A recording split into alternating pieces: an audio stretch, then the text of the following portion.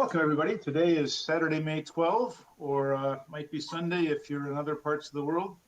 Dallas Personal Robotics Group monthly meeting. This month we have a fantastic presentation from a longtime member, David Anderson, on outdoor rover navigation. A few housekeeping things first about the club. Been around since 1984. It's an official 501c style organization. We meet pretty much every Tuesday night in Dallas time and the second Saturday of every month.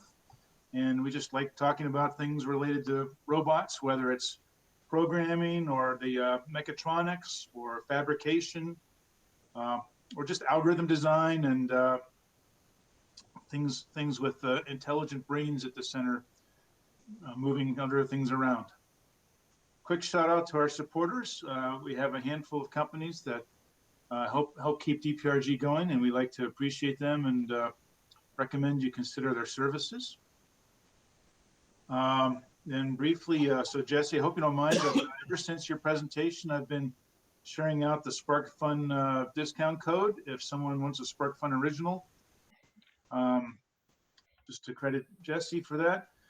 Today we have David Anderson, and okay, in July on the calendar, we are going to do a flash mob to Seattle Robotics Society Robothon. So I encourage you all to at least attend there. I think the presentation spots have filled up, but that should be a good time. So DPRG will go there instead of a regular meeting here. And then in the towards the end of August, we'll have our outdoor rover competition. So we've been talking about outdoor rovers and stuff for most of the year. Okay, now during this presentation, we are going to ask participants to switch between different presenters. So like right now, if we look at who's online, you can see there's quite a few people here online. And depending on the view, they might show in different places, like they show in my view like this.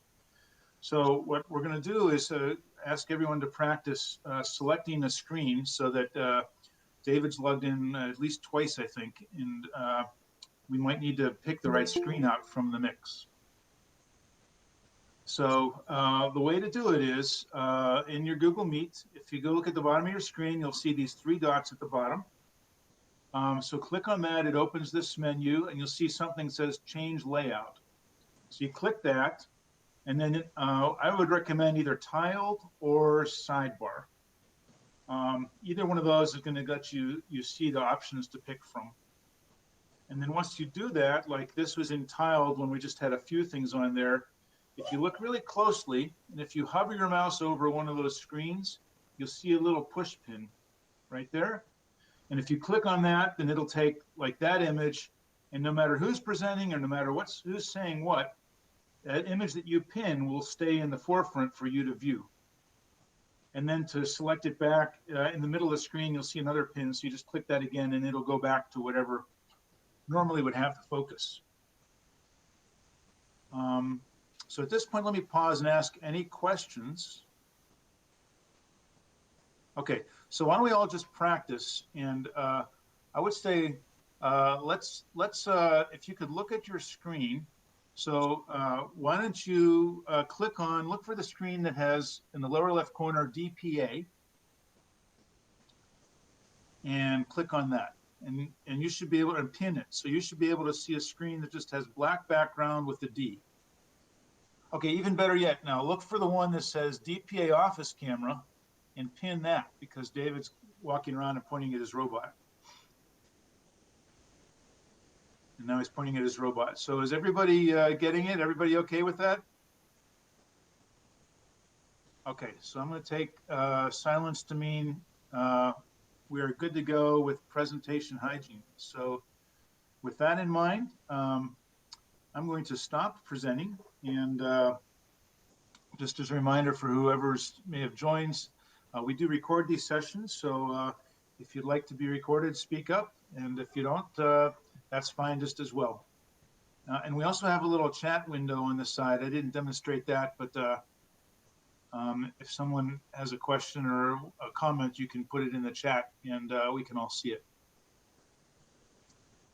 Okay, then, with that, so again, welcome everybody. And David, take it away. Outdoor rovers. How do your robots work, David? Okay, just to reiterate what Carl was saying, basically I'm going to present, and I've got some graphs and some videos, but I'm going to do a few live demos. So when I do the live demos, that's when you need to pin the live camera, the one that says David's office camera and has the robot sitting on the floor there.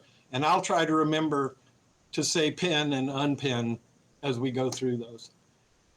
So I'm going to present.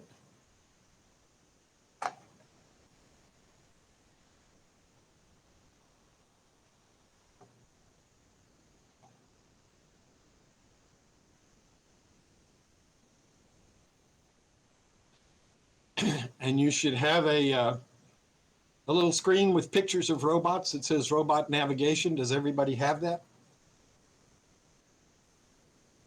I'm going to take the silence to mean yes. All right, initially I'd just like to thank a couple of people. I want to thank Donna for asking me to do this last January. And you know, when something's 6 months away, it's real easy to say, oh yeah, I can do that. It gets harder as it gets closer. I'd also like to thank Carl and take a moment of privilege here. Carl Ott is our DPRG president and has been for the last 2 or 3 years and has just done an outstanding job. If you look around and see amazing things that we have been doing and shepherding us through this whole pandemic, it's just been really a blessing. And I think that Carl deserves a huge round of applause for the work he's done as DPRG president. Thanks, guys. And then the last, I was thinking about this when I was talking to Carl last week about how much expertise there is in this club now. Almost everybody has deep knowledge about something that the rest of us know nothing about. And it's really become quite an erudite group. And I'm quite flattered and humbled to speak to you all today. So with that introduction, here's a picture of 5 of my robots. And starting from the upper left, that's the award-winning SR04. There's JBot in the center. That's the Lego bot in the upper right. It's InBot, the bouncing robot, in the lower left, and RCat in the lower right. Most of today's demo, I'm going to use RCat and JBot, although there'll be little cameo appearances by LegoBot and InBot. And today we're going to look at a little code and do a little math, although I promised Carl it would just be a little math. And along the way, I'm going to look at some little pieces of code, things that are just 2 or 3 lines of code that have profound effect on how the robot behaves. And I'll try to remember to call out as I go through those. This is one of those little pieces of code. When I first started working on this, I decided that I would call it emergent navigation, where emergent is defined as a complex high-level behavior arising from the interaction of multiple simple low-level behaviors. And that's actually how my robots work. That's how they do their navigation. Navigation code itself is actually very simple, and if I were to start off by just showing you that, I'm sure you would say, how can that possibly work? That's probably what I would say. But after I thought about it for a while, I'm going to introduce some things that are not emergent navigation. And also, that's a pretty big topic. That's a pretty grandiose topic. So after thinking about it for a while, I decided that I would call my talk How Waypoint Navigation is Implemented on My Robots. That narrows it down significantly and doesn't require me to be an expert on things that I don't know anything about. I want to break this talk up into 3 sessions, and I'd like to have a little like 3-minute break where I can reset and run to the bathroom or whatever's needed between the sessions. In the first session, we're going to talk about motion control. In the second session, waypoint navigation. In the third session, some advanced navigation modes. The third section is the shortest of the 2. The first 2 are about the same length, and the waypoint navigation code is where we're going to have to stop and do some math. So let's jump into it.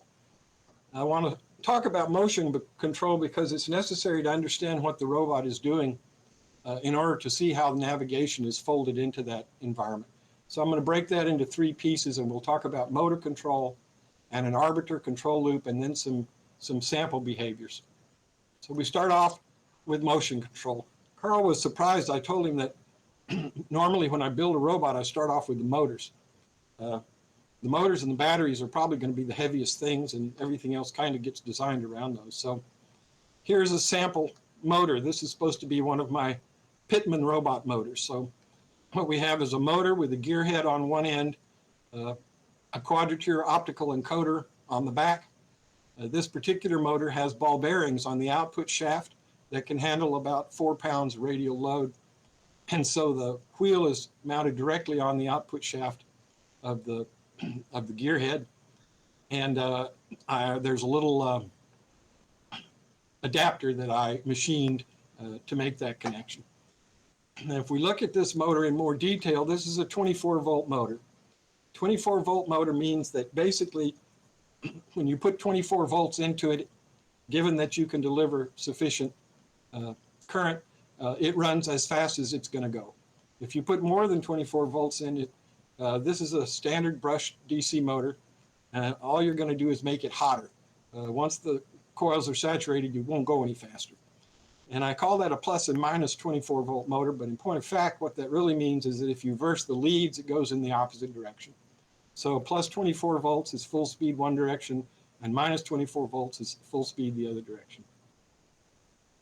The encoder on the back end gives me, it's an optical encoder. Those are so nice. Those optical encoders are so nice. Gives me 500 counts per revolution. And I actually trigger on both channels, so I actually get 1,000 counts per revolution. That means for a 5-inch wheel, I get about 3,837 counts per inch. Now I want to stop right there. The reason I use so many encoder counts on this is because I could. Wanted to see if I could. The Nucleo board that I'm using, I assigned 2 timers, timer 4 and timer 12, to count the encoder ticks. So it takes 0 overhead from the processor to count those ticks. It's all done in hardware.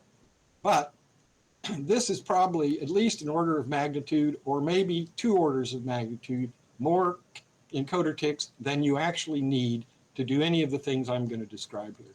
So as I describe these numbers, divide everything by 10 or 20. So if I say 5,000 counts, that means 500 or 250. It's neat to have this many to work with. Always the more counts, the better, but it's absolutely not required. And on a couple of the simpler robots, I have considerably fewer ticks than that. That rubber wheel is a quarter scale model airplane wheel. The quarter scale airplane people make big wheels, and it's just exactly right for a robot. It has this nice oval profile, so that works real well for measurements and odometry and so forth. So when we talk to the motor, we actually talk to the motor in voltage, in a value that goes from 0 to plus and minus 24 volts. We've got a great big fat cable coming from the battery, and big fat cables going to the motor. And then that is actually driven by an electronic speed controller. The electronic speed controllers got a great big fat battery hooked up to it. And we're not going to go into much of this in detail today. The main point I want to make here is that while we're talking to the motor in terms of voltage, we're talking to the electronic speed controller with just a standard digital signal. So that's a little tiny wire with a 3.3 or 5 volt signal on it. And it represents power. That is to say, the input there goes from 0 to 100 or 0 to minus 100, which represents the absolute power. So for our example here, 100% power would mean 24 volts. 50% power would be 12 volts. 10% power would be 2.4 volts, and so forth. We call this open loop control because we don't really know what the motor is doing.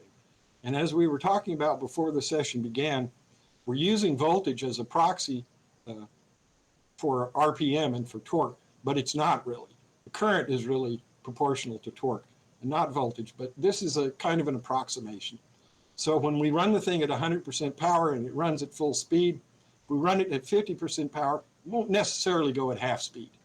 When we run it at 10% power, it probably won't go at 1/10 speed because of the low torque down in that range.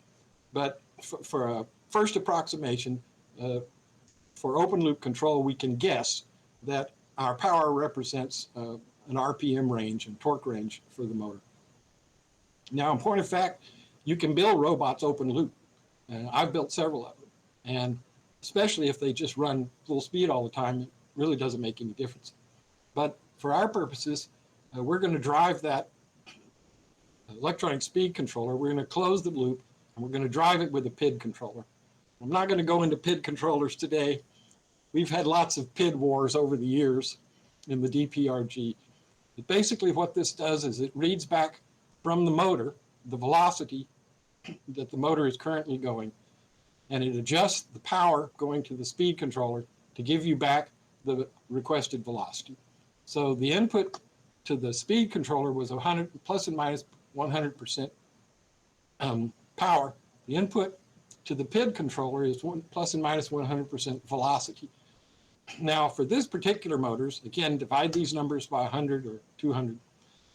At full speed, I get about 125,000 ticks per second. For this particular robot, we have a 25 hertz control loop. So that means 25 times a second, or every 40 milliseconds, we're going to read the encoder and determine the velocity of the motor. For this particular one, every 40 milliseconds at full speed, at 100% power, I get about 5,000 counts per 40 milliseconds. So we would say 100% velocity represents 5,000 counts. 50% velocity represents 2,500 counts. The PID controller does that for us. Now we could convert those numbers into real world numbers, inches per second or whatever. And when we get to the navigation, we will. But as far as the motor control subsystem is concerned, we're just going to deal with it in terms of velocity.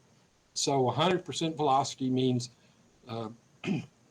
24 volts going to the motor. And that means for this one, about 5,000 counts per 40th of a millisecond. And this is different now than the power going to the motor controller, because we're actually specifying how fast we want the motor to turn. So 50% velocity will be exactly 50% velocity. 10% velocity will be exactly 10% velocity.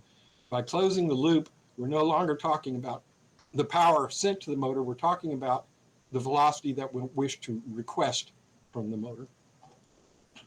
Now, of course, we have two of those, one for each wheel. Each has its own powertrain. In point of fact, the electronic speed controller is probably the same device, but not always. Sometimes you have a separate one for each wheel. And each has its own PID controller. With this closed loop, again, I have to reiterate, as I will, that we're doing all this at 25 hertz. You could basically hook up a joystick to the input of the left and right PID controller and drive the thing around like a tank. Actually, it's a little weird for me, because I'm used to driving radio control cars with the RC directly controlling the speed controller. If you put the PID controller in there, it feels a little odd, because you're used to closing that loop yourself with your eyes and your hands. To have something else in there, anybody else who's ever tried this, to drive the robot around with the PID controller in there, it just feels a little odd. It's doing something that you would normally do. However, the upper level behaviors that talk to the lower level motor subsystem do not talk in terms of left and right motor. That turns out to be a kind of a clumsy way to try to control the robot. Rather, instead, they talk in terms of velocity and rotation, where velocity is the velocity at the center of the robot, and rotation is the rotational velocity around the center of the robot. So there is a level that sits above these two that ties the two together, and it is a motor command. The input to that motor command is a velocity and a rotation, and both of those are scaled to 0 to plus and minus 100. And the motor command itself is very simple. Left motor is equal to the velocity plus the rotation. The right motor is equal to the velocity minus the rotation. That's it. Now we have to clip those because they can overflow. And the clip is just a simple min-max command like you guys use all the time for all kinds of other software, but just for clarity, this is what it looks like. We have a function called clip. It returns a float. It expects 3 floats, a value, min, and a max. If the value is greater than max, we return it. If the value is less than min, we return min. Otherwise, we return the value. So we're going to clip this to keep it from overflowing minus to plus 100. And this clip gets used throughout here. I'll pause a moment and tell you that my example was in C. I did a little bit of a survey of the group a couple of months ago to find out what languages people were using, and almost everybody I talked to was at least familiar with C. So my examples today are going to be in C, but that's not necessary. It can be in any language and any OS that you feel comfortable. What I'm offering today is not actually a body of code, but rather a body of concepts, which hopefully you can implement in your own environment, whatever that may happen to be. So let's stop a minute and think, what does it mean to control the robot in terms of a velocity and a rotation? And so at that, you need to pin the live camera, and I'm going to go over here and sit on the floor, and we'll do, hopefully, I'll illustrate this. So does everybody have the live camera pinned? Getting there. Let's give it another moment, David, and then we'll ask anybody to speak up if they can't.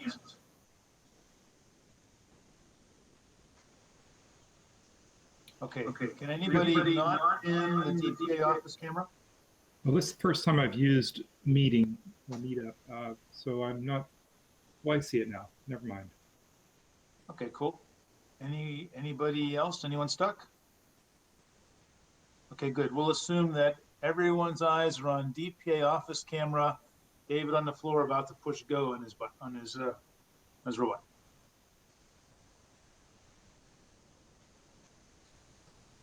Is that good? Yeah, we can see you. We can hear you. Okay. So to begin with, we don't have much room in this space, and I'm going to run the robot very slowly as a consequence. I'm going to set the velocity to a constant. I'm going to set it to 40. I'm going to set the rotation to a constant, which is 0. In that case, the robot should go, we hope, in a straight line. Oops.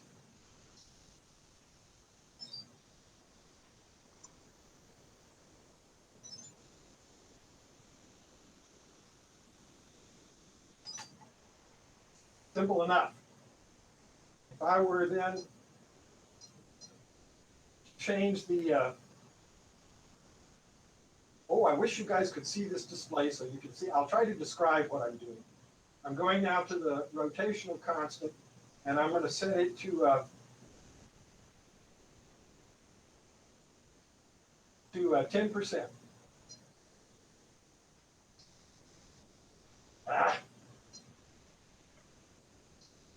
Any minute now.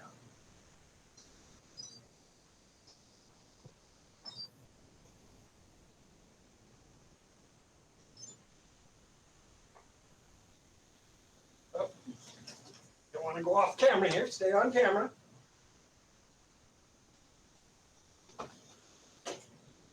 Here we go. This time for sure. Okay, so that's just got 2 constants, one for the velocity and one for the rotation. And ignore the fact that I'm running into things.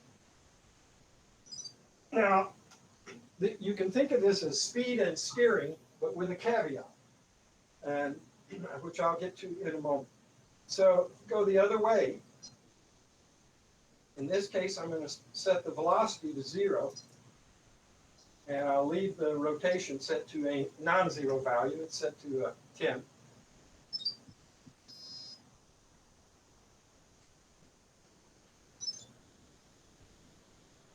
And the robot basically rotates around its center because it has no forward velocity. And I said this is speed and steering with a caveat, and this is the caveat. So suppose I'm going to set the velocity very slow. I'll set it to 30%. So I'm setting 30% with my knob here, and then I'm applying that to that velocity variable.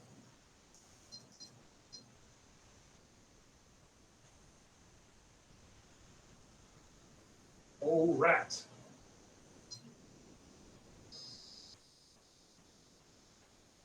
Okay, I'm going to do something a little bit different here, which is that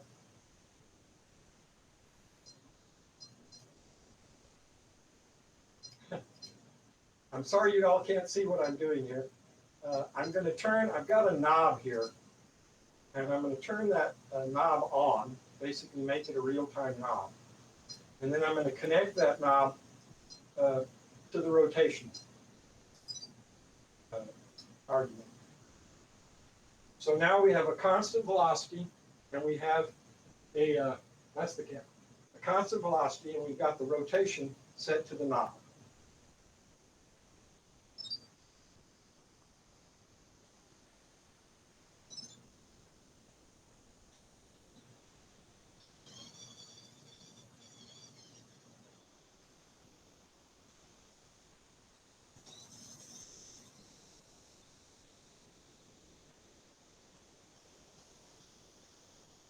So you could, you know, drive it around the room that way. Constant velocity.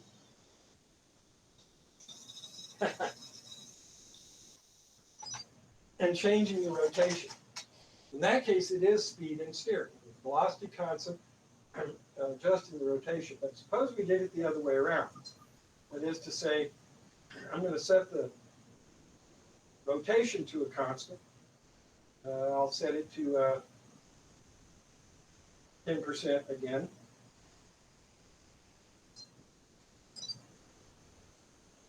I'm going to connect the knob to the velocity.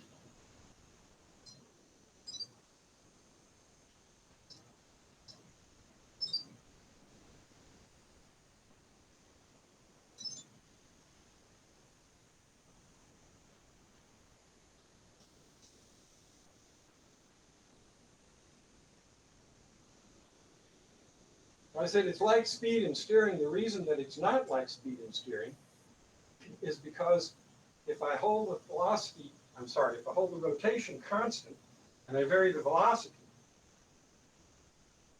then I change the amount of curve. Let's see if I can demonstrate. Oh, calm down, calm down. We'll get to that later. Should have turned that off. Try it again.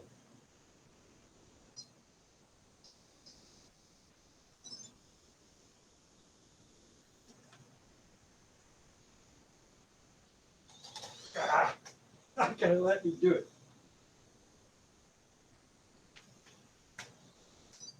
It doesn't like me picking it up. That's what's happening here.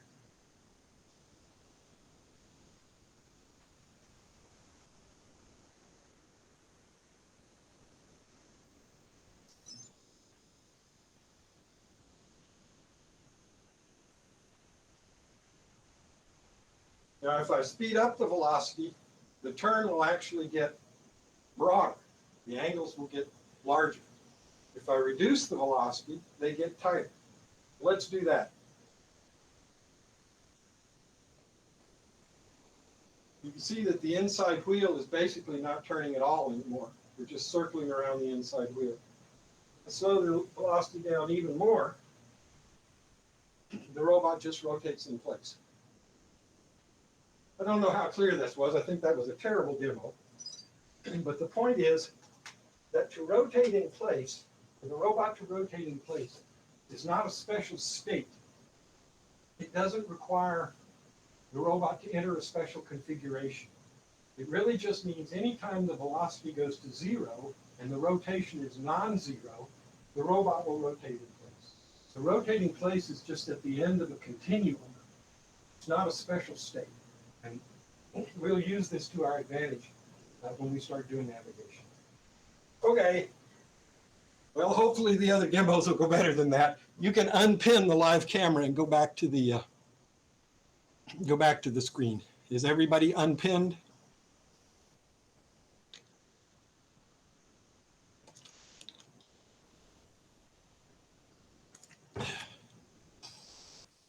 I think we Carl, can assume so. Someone can speak up if they're unpinned. Otherwise, David, carry it away.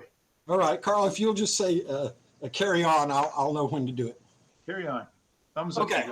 Yeah. So what we're looking at right here on this graph, this is what I think of as the robot control subsystem, the motor control subsystem. That is, everything that is above this, everything higher in the robot hierarchy, talks to the subsystem in terms of a velocity and a rotation. And those are passed to the motor command and on to the rest of the system. Everything above that I think of as high level or higher level control.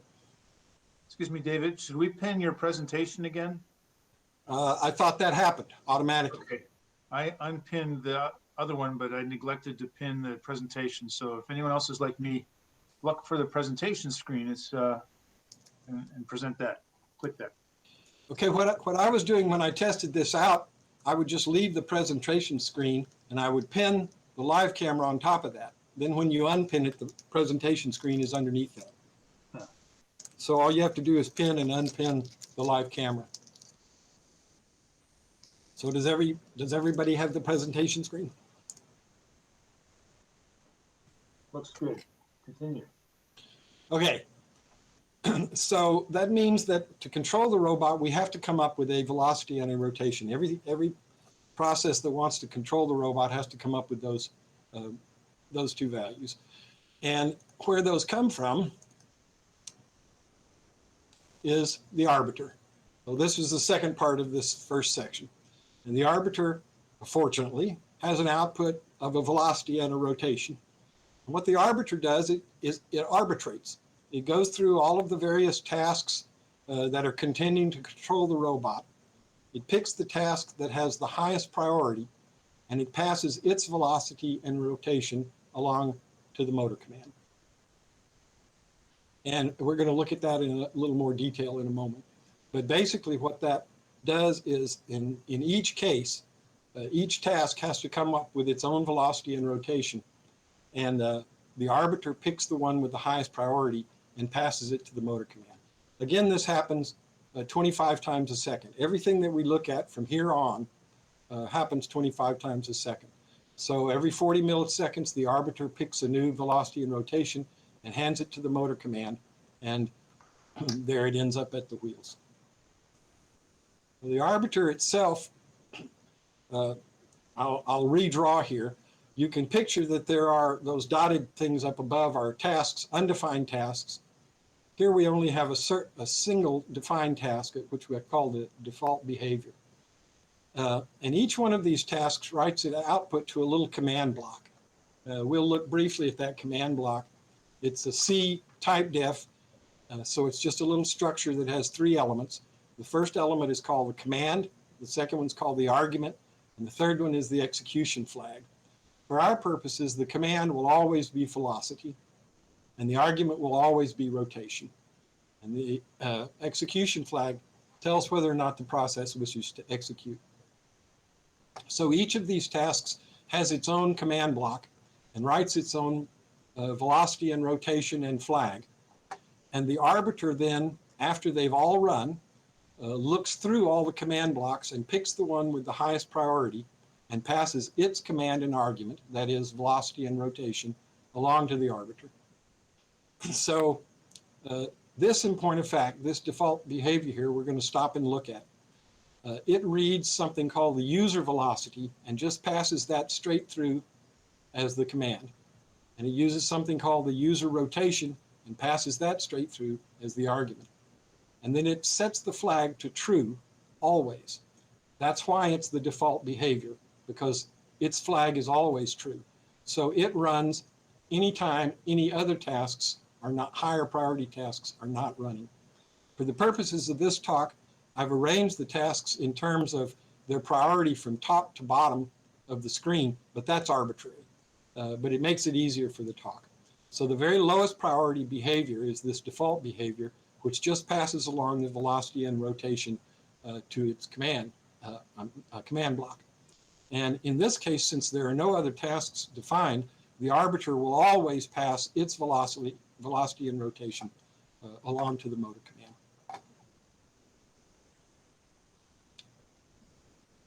Oh,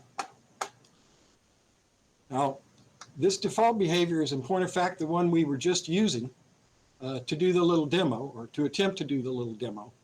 And I think for that reason, it bears a little more investigation. A simple way to write that would be, we would define a command block and call it default so that we can talk to the arbiter. And then we define a simple behavior. And the behavior says that the default command is equal to something called p-user velocity. And the default argument is equal to something called p-user rotate. And the default flag is always true. In this talk, anything that begins p underscore is a parameter that I can set from the user interface on the robot. And so that's what I was just doing in the demo. I was setting p-user velocity and p-user rotate. But in point of fact, what the default command does is a little different than what we're looking at here. This is conceptually, this is what it does. But in terms of the code, what it does is a little more complex. And that is, we have a default behavior. We're going to set our default command not directly to p-user velocity, but we're going to call a function called Slew velocity. And we hand it p-user velocity and something called p-user v-rate, the user velocity rate. We do the same thing for the argument. We call something called Slew rotate, Slew rot. And we hand it our p-user rotate and a p-user r rate, or rotation rate, and set the flag equal true. Now this is one of these little tiny pieces of code that has a profound effect on the way the robot behaves. And so I want to look at it in a little more detail.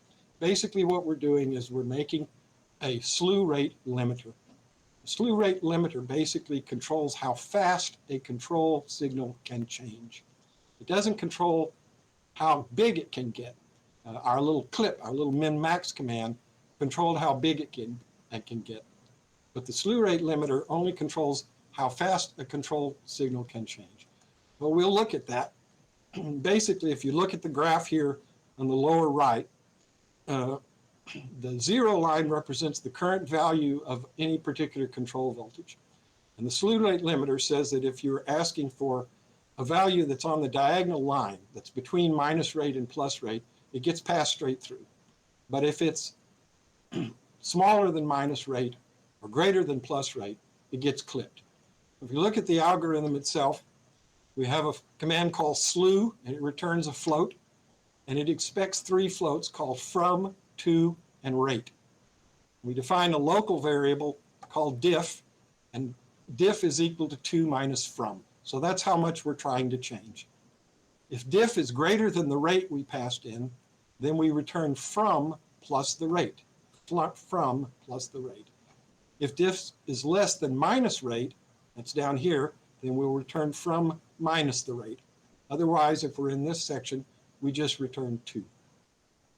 What this does is basically it limits how fast our value can change, and that it can't change from one sample to the next any faster than rate. Now, if you look back at the actual default behavior, it does not call slew directly. It calls slew velocity, and it hands it a 2 and a rate, but no from. The same thing for the default argument. We get a rotate and a rate, but no from. So where does the from come from? Well, to see that, we have to go back to our basic low-level diagram. And remember that when the arbiter passes a velocity and a rotation along to the motor command, that the motor command used that to calculate the left and right velocity. But it also saved those values in 2 variables, one called bot velocity and one called bot rotate. And basically, those are just the values that it was handed. Those are made available to the rest of the process. You can think of this several different ways. Basically, in some parlance, those are published and made available to the rest of the robot. In C, that just means that they are defined as persistent variables that can be accessed by anything else that has the same scope, which for our purposes basically is this entire 25 hertz loop. So bot velocity and bot rotate are our from values. Oh, oops, wrong way. So we can write 2 little pieces of code, one called slew velocity and one called slew rotate. And slew velocity expects a 2 and a rate, and uses bot velocity as its from. And Slew rotate expects a to and a rate and returns bot rotate as its from. So let us look in more detail at exactly what's happening here. Let's suppose we want a user velocity of 50 and a user rotation of 0. So we're going to go in a straight line. And let's suppose that the robot is currently stopped. So bot velocity and bot rotate are both currently 0. We're going to ignore bot rotate for the moment because it is 0 and we want it to be 0. So the first time through this loop, bot velocity, our from value, is 0. User velocity is 50.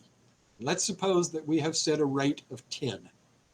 So 50 minus 0 is bigger than 10. So we'll hand back from plus the rate, which is 10. So the default behavior will write a 10 to the command. The arbiter will pass that to the motor command, and it will save that in bot velocity.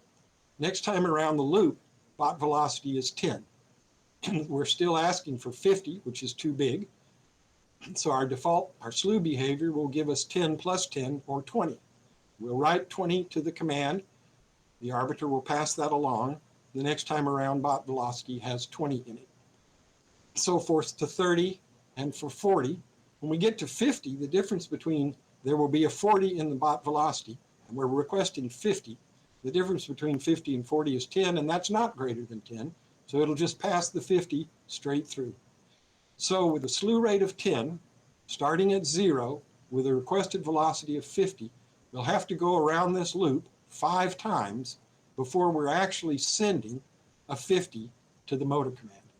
And that way we've created, by rate limiting, we've created a slew. You can control that behavior by varying the size of the slew command. So if that rate were, if the rate were 50, it would update it once. It would go through the loop once. If that rate was 1, it would have to go through that loop 50 times in order to get to the command. So you would have a very long slope. Each time through the loop, remember our loop runs at 25 hertz.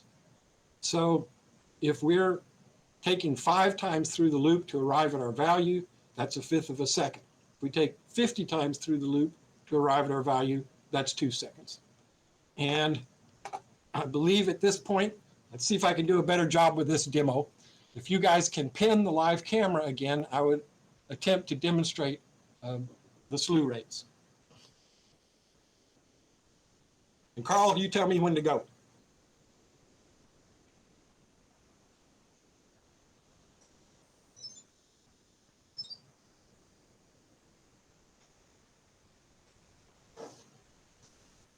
Now? Sorry, I was muted. Okay, you can go now. I was saying I was the slowest probably because of what I have to do on the presentation box. Okay. Take it away. All right. Currently, the slew rate here is set to 4, and the velocity is set to 40. So again, it will take us 4 times through the loop. And we'll just hit go. And you can see a sort of an acceleration. In order to make that really obvious,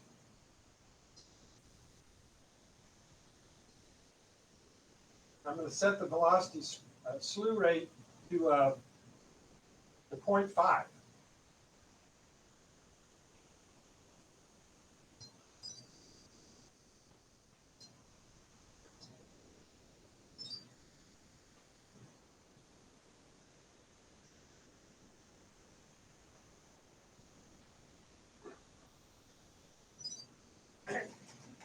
And I don't know how obvious that is. Is it obvious? Yep, you got some nods. Yeah, it gets faster and faster. Okay, we can do the same thing with the rotation. So I'm going to set the rotation rate to say 20%. And rotation slew rate is currently set to 4.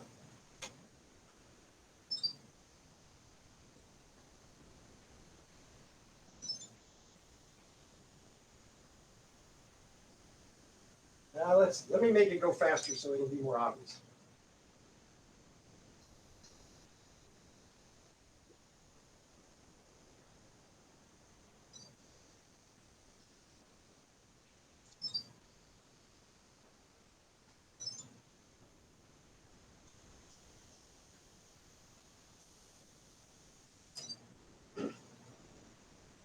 So if I set that rotation slew rate, again, I'll set it to 5.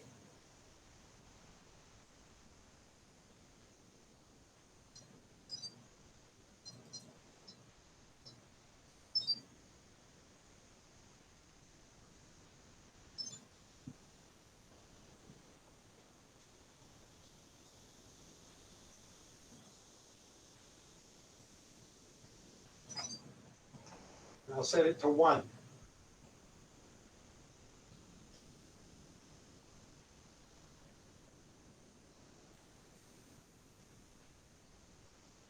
I'm sorry, I'm going to set it to 0.1. That previous was 0.5.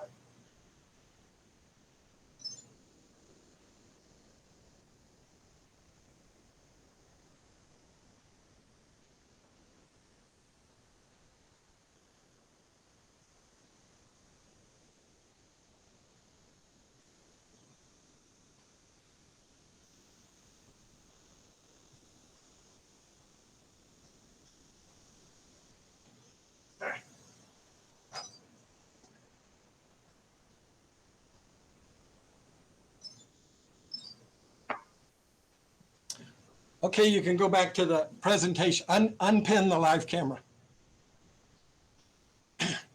Now, each one of the tasks that I'm going to run has both velocity and rotation constants and also slew rates. And the way you adjust the behavior is by adjusting those two. What the final value it arrives at and how quickly it arrives at that behavior. If you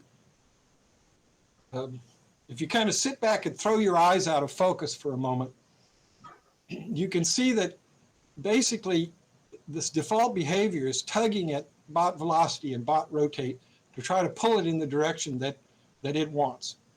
And if you think about there being a whole bunch of tasks doing that, then the end result behavior of the robot basically is the aggregate of all those different processes pushing and pulling on bot velocity and bot rotate. And the behavior itself is sort of the aggregate of all those. I use the word aggregate rather than saying the sum because each one has its own slew rates. Some may be pulling real rapidly, others may be pulling real slowly. And depending on what order they're running in and what priority they have, they pull those values in different directions. But you can think of the robot's sum total of its behavior as being the aggregate of all these tasks pushing and pulling on bot velocity and bot rotate.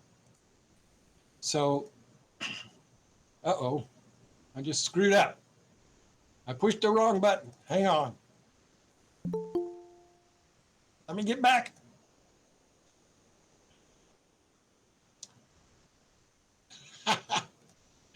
All right. Got to be careful about that. So if we go back to the actual control loop, each one of these tasks outputs a velocity and a rotation, and each one of them does so by calling the slew rotate and slew velocity in order to get there. Well, I would like to look at just one behavior in a little detail, and then the rest of them will be left, as they say, as an exercise to the reader. But I think if I show in detail how one of them works, that you guys should be able to determine, should be able to generalize from that. The IR behavior is an avoidance behavior. It reads the IR proximity detectors. And if you look at the robot, it's kind of hard to see in this picture, but below the sonar units, there are 2 IR units that are screwed here to the front bumper, left and right. If you look at the bottom of the robot, you can see those a little more clearly. Basically, you have a little circuit board that has a black cardboard light shield.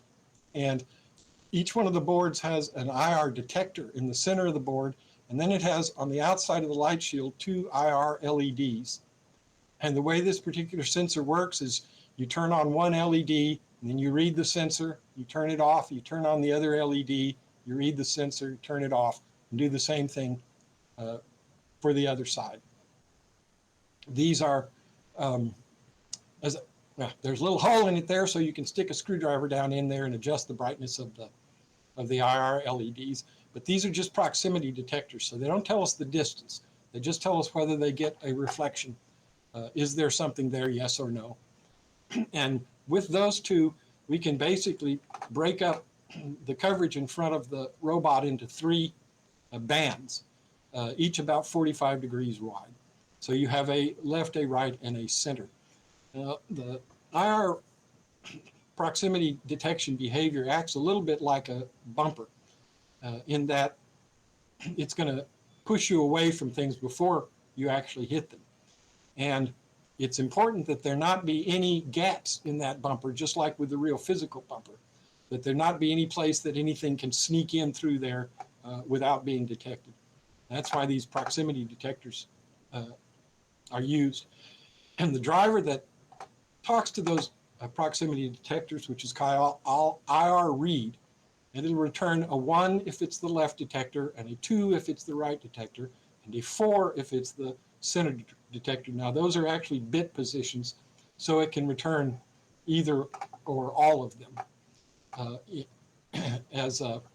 So if we got a left detection, we'll get a 1. If we got a right detection, we'll get a 2. If we got a left and a right detection, we'll get a 3. If we got a center detection, we'll get a 4. Center and left is 5. Center and right is 6. All three of them are 7. So we can determine what is impinging. But basically, we really want to know, is it left or right? So we now can write an IR behavior. That IR behavior, we're going to call our driver.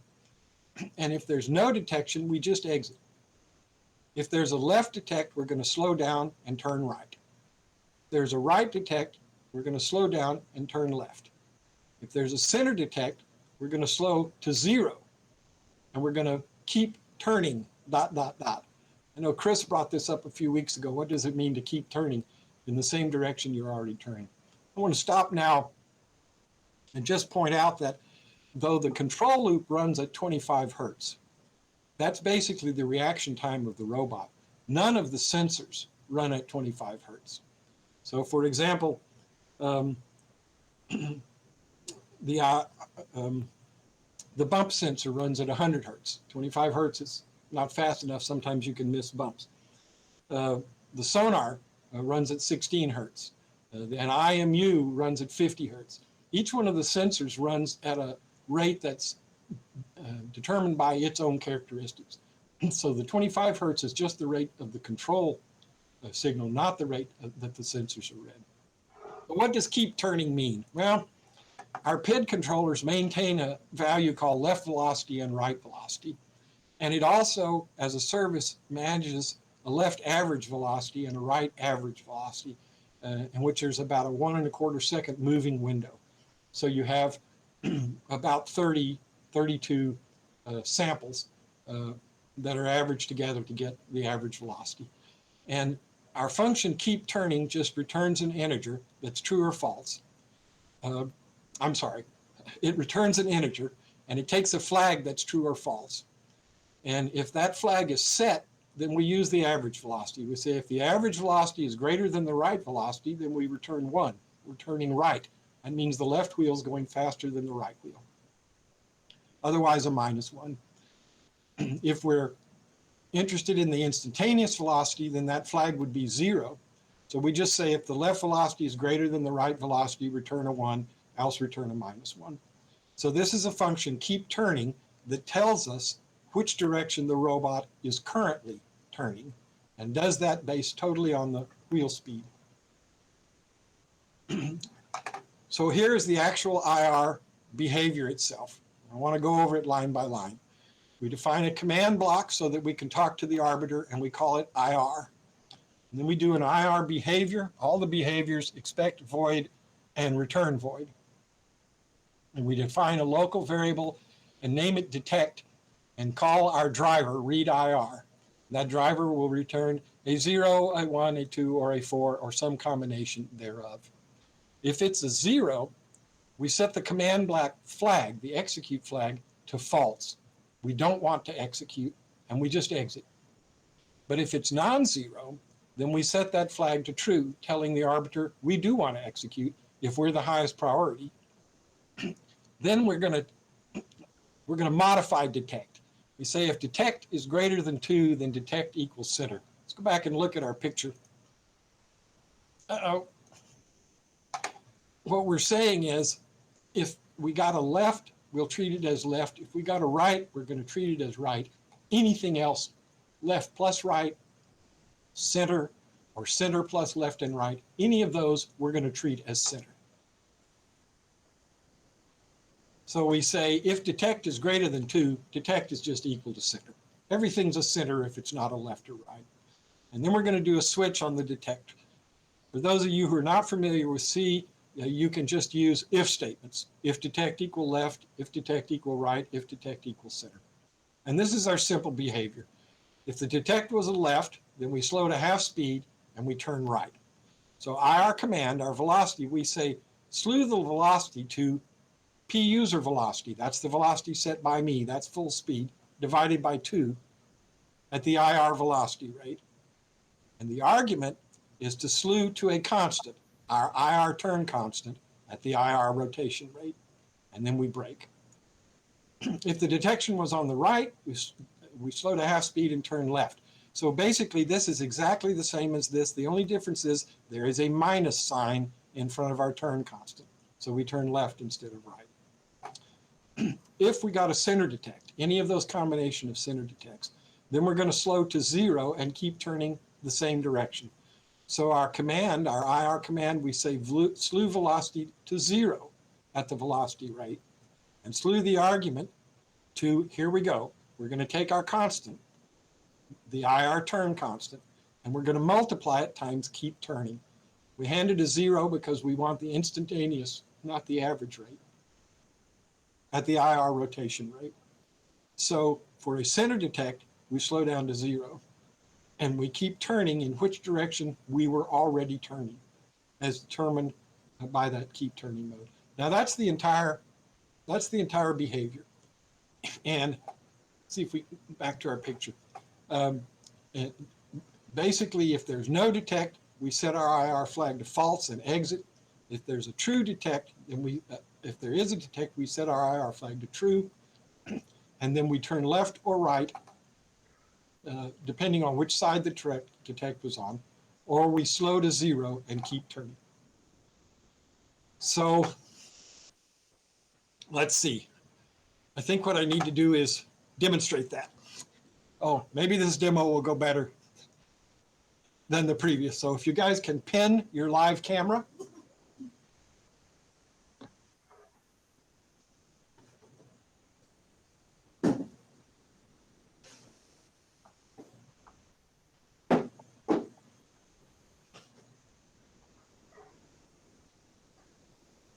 Okay, I think we're good. All right, in this case, our default behavior, I've set it to go at just 40% full speed and to go straight ahead. So anytime the IR is not running, that's what it's going to do. So I got all the right buttons set here.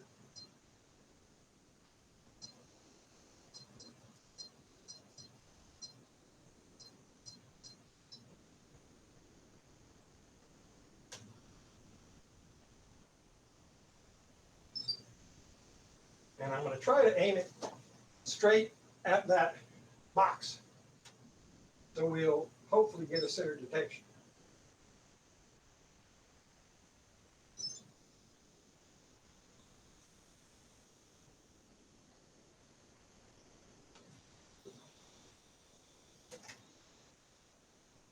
And then I'm going to chase it back around into the boxes.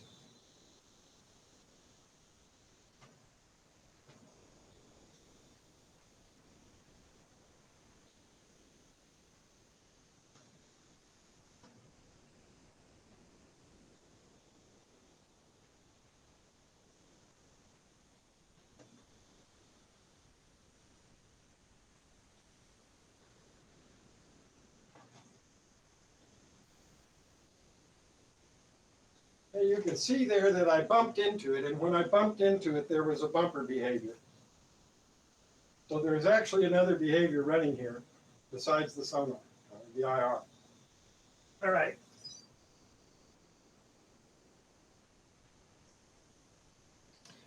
Okay, unpin your live camera and go back to our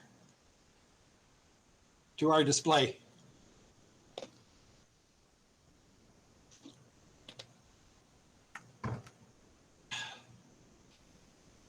Should be good. Okay, you could see at the end of that, I showed that there's actually another behavior running, which is this escape behavior. That's the bumper behavior. The escape behaviors are actually a suite of behaviors. They're not a single behavior.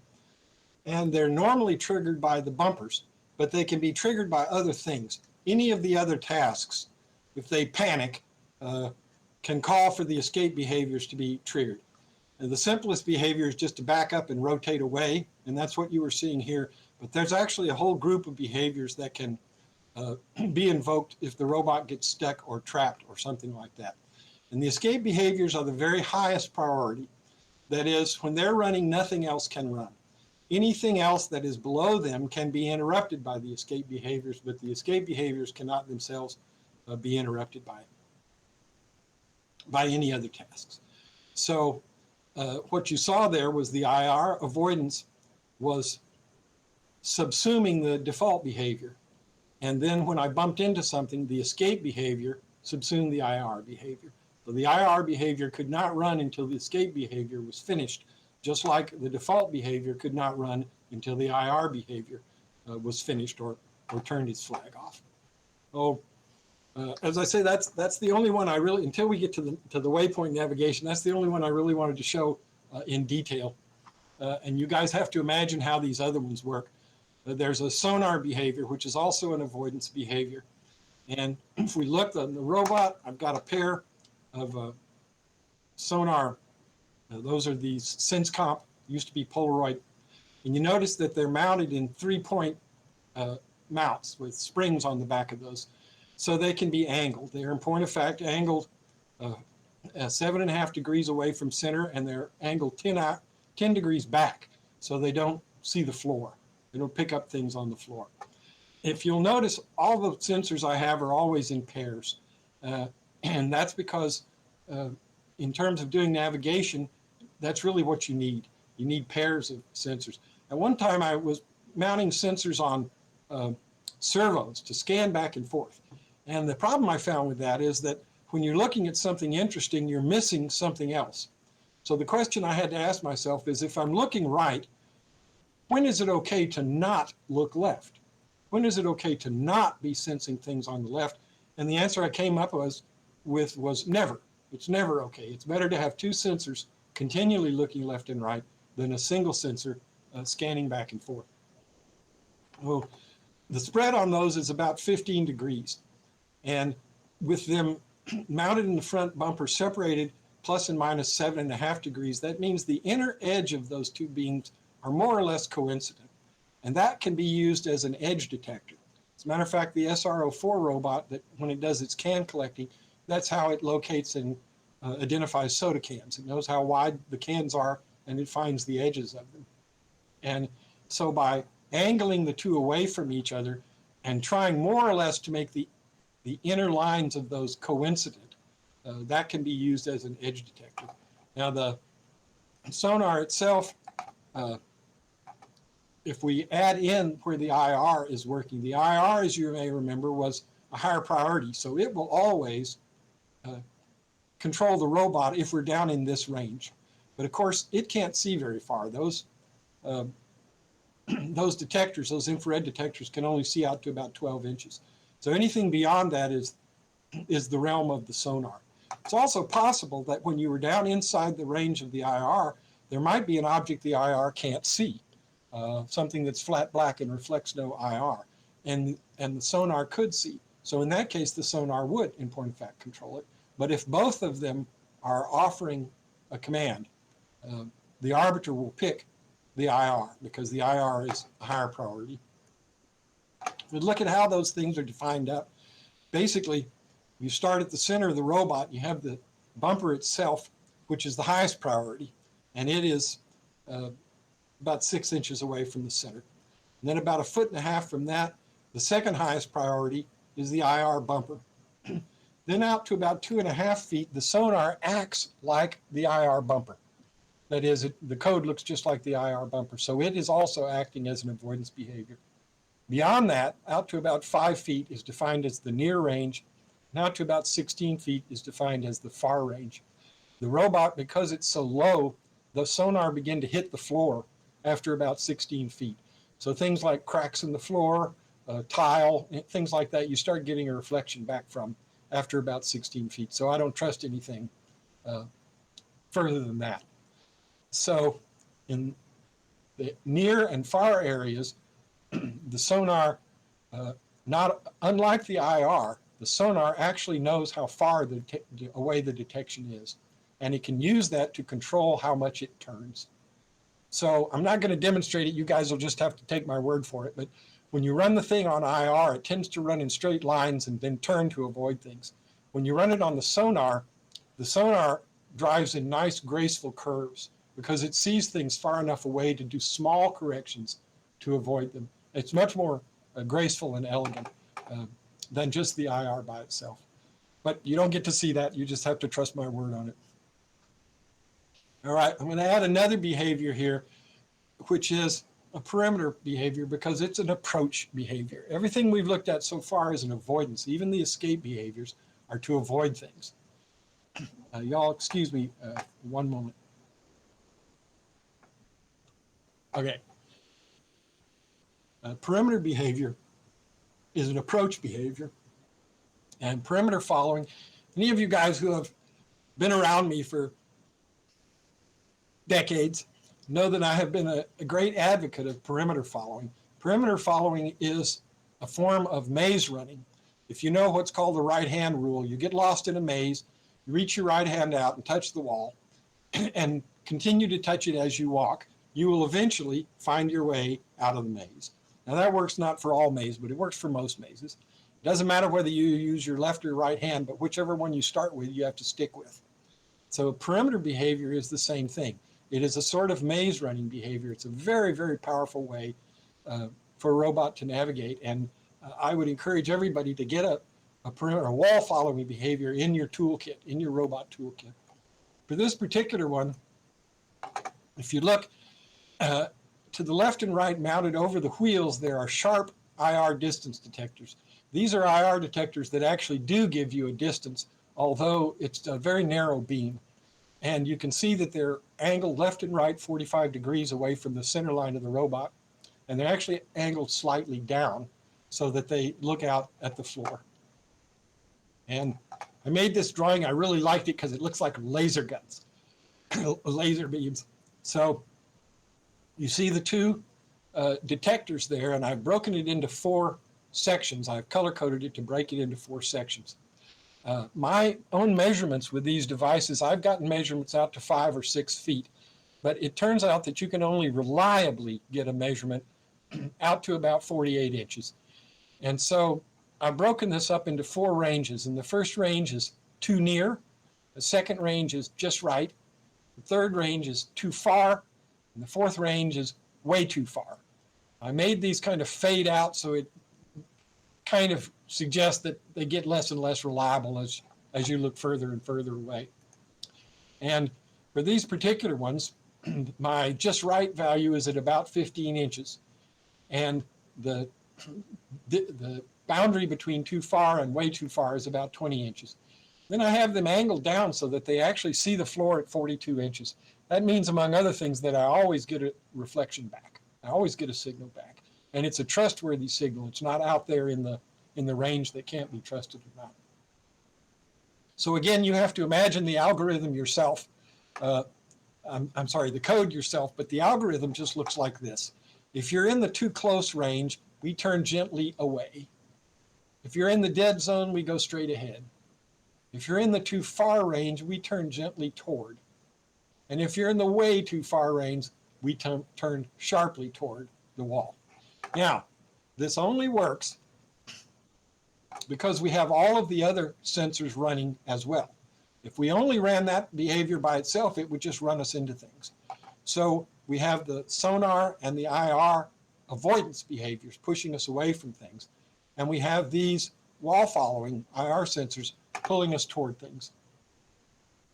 And that means I get to try to show a movie. Now, when Carl and I tried to run through these,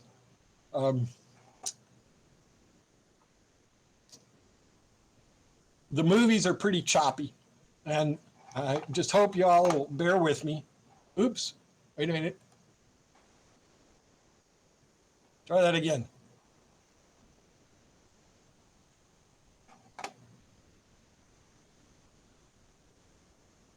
I'm going to jump off into this. So this is the RCAT robot and wall following in my office. So the sonar and the IR are pushing it away from things, and the side-looking infrared sharp detectors are trying desperately to find something 15 inches away it can run parallel to. In the office, there really isn't anything. That fan maybe, and there's nothing through here. I always think it's going to hit that, but it doesn't. It's an amazing last minute. And you can see here where the velocity is pushed to zero and we rotate around the center, like we described before, when it gets in too close to things. Basically, you can think of this as drawing a pattern on the floor that basically traces the outline of the perimeter of the room. I'm going to open the door and let the thing out so there's some real hallway to follow. And you can see that that algorithm actually does get parallel to the wall pretty quickly. Takes it usually a couple of adjustments. And then it's bang parallel and it drives full speed toward the object. Just as we get to the corner here, we have to stop. Looks like it's going to fall down the stairs. We'll come back to that later on. But for now, I'd like to look at one other wall following, perimeter following. And this is the two-wheel balancing robot InBot. I want to show it for two reasons. The first reason is because it has no IR proximity detectors. It has 3 sharp detectors and 2 of those ping sonar detectors arranged in a little tight array. And it does pretty well, although there's some things that it can't see and that it runs into. Second reason I wanted to show it is because it doesn't have a bumper, but it has a virtual bumper. And we're going to talk about virtual bumpers a whole lot in the next section, or virtual sensors. So you can see it is again trying to find, I think this one wants to follow about 12 inches. And it's trying to find a nice flat wall. And because it doesn't have IR proximity detectors, every once in a while it can't see something and it'll run into it. And when it does that, it has to fire off a virtual bumper to get an escape behavior to get it free. And a virtual sensor is like a physical sensor, but it has nothing attached to it. It's sensing the internal environment. This guy seems to have a hard time getting parallel to the wall here. And after watching the video a few times, I think it's these hinges. I think the sonar sees these hinges sticking out. See that? I think it just tried to dodge that hinge. Once it gets to a nice flat wall, however, it does a good job of getting parallel to it.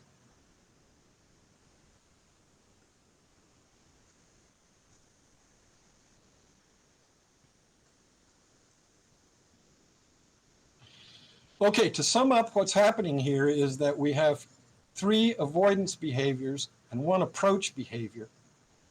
And what emerges from them is perimeter following, or maze running, as you might call it. And this is the same way that the other behaviors work, that it requires all of them to be running in order for the behavior that we're interested in to emerge. It's not the result of any single one. All right, we'll leave him right there. Actually, this is fun. Let me show you. He goes under this chair. He's looking for a flat wall, and there might be one here. Maybe not. Now that looked like a pretty intelligent behavior, but it's actually just arises from the other behaviors that we're already running. And at that point, that is the end of session 1, and I would like at this point to take a 3-minute break and prepare to talk about Waypoint Navigation. You guys might want to visit your facility if this is appropriate. So Carl, is this good? Fantastic. We'll pause the recording and see you all back in about 3 minutes. 3 minutes. Roughly.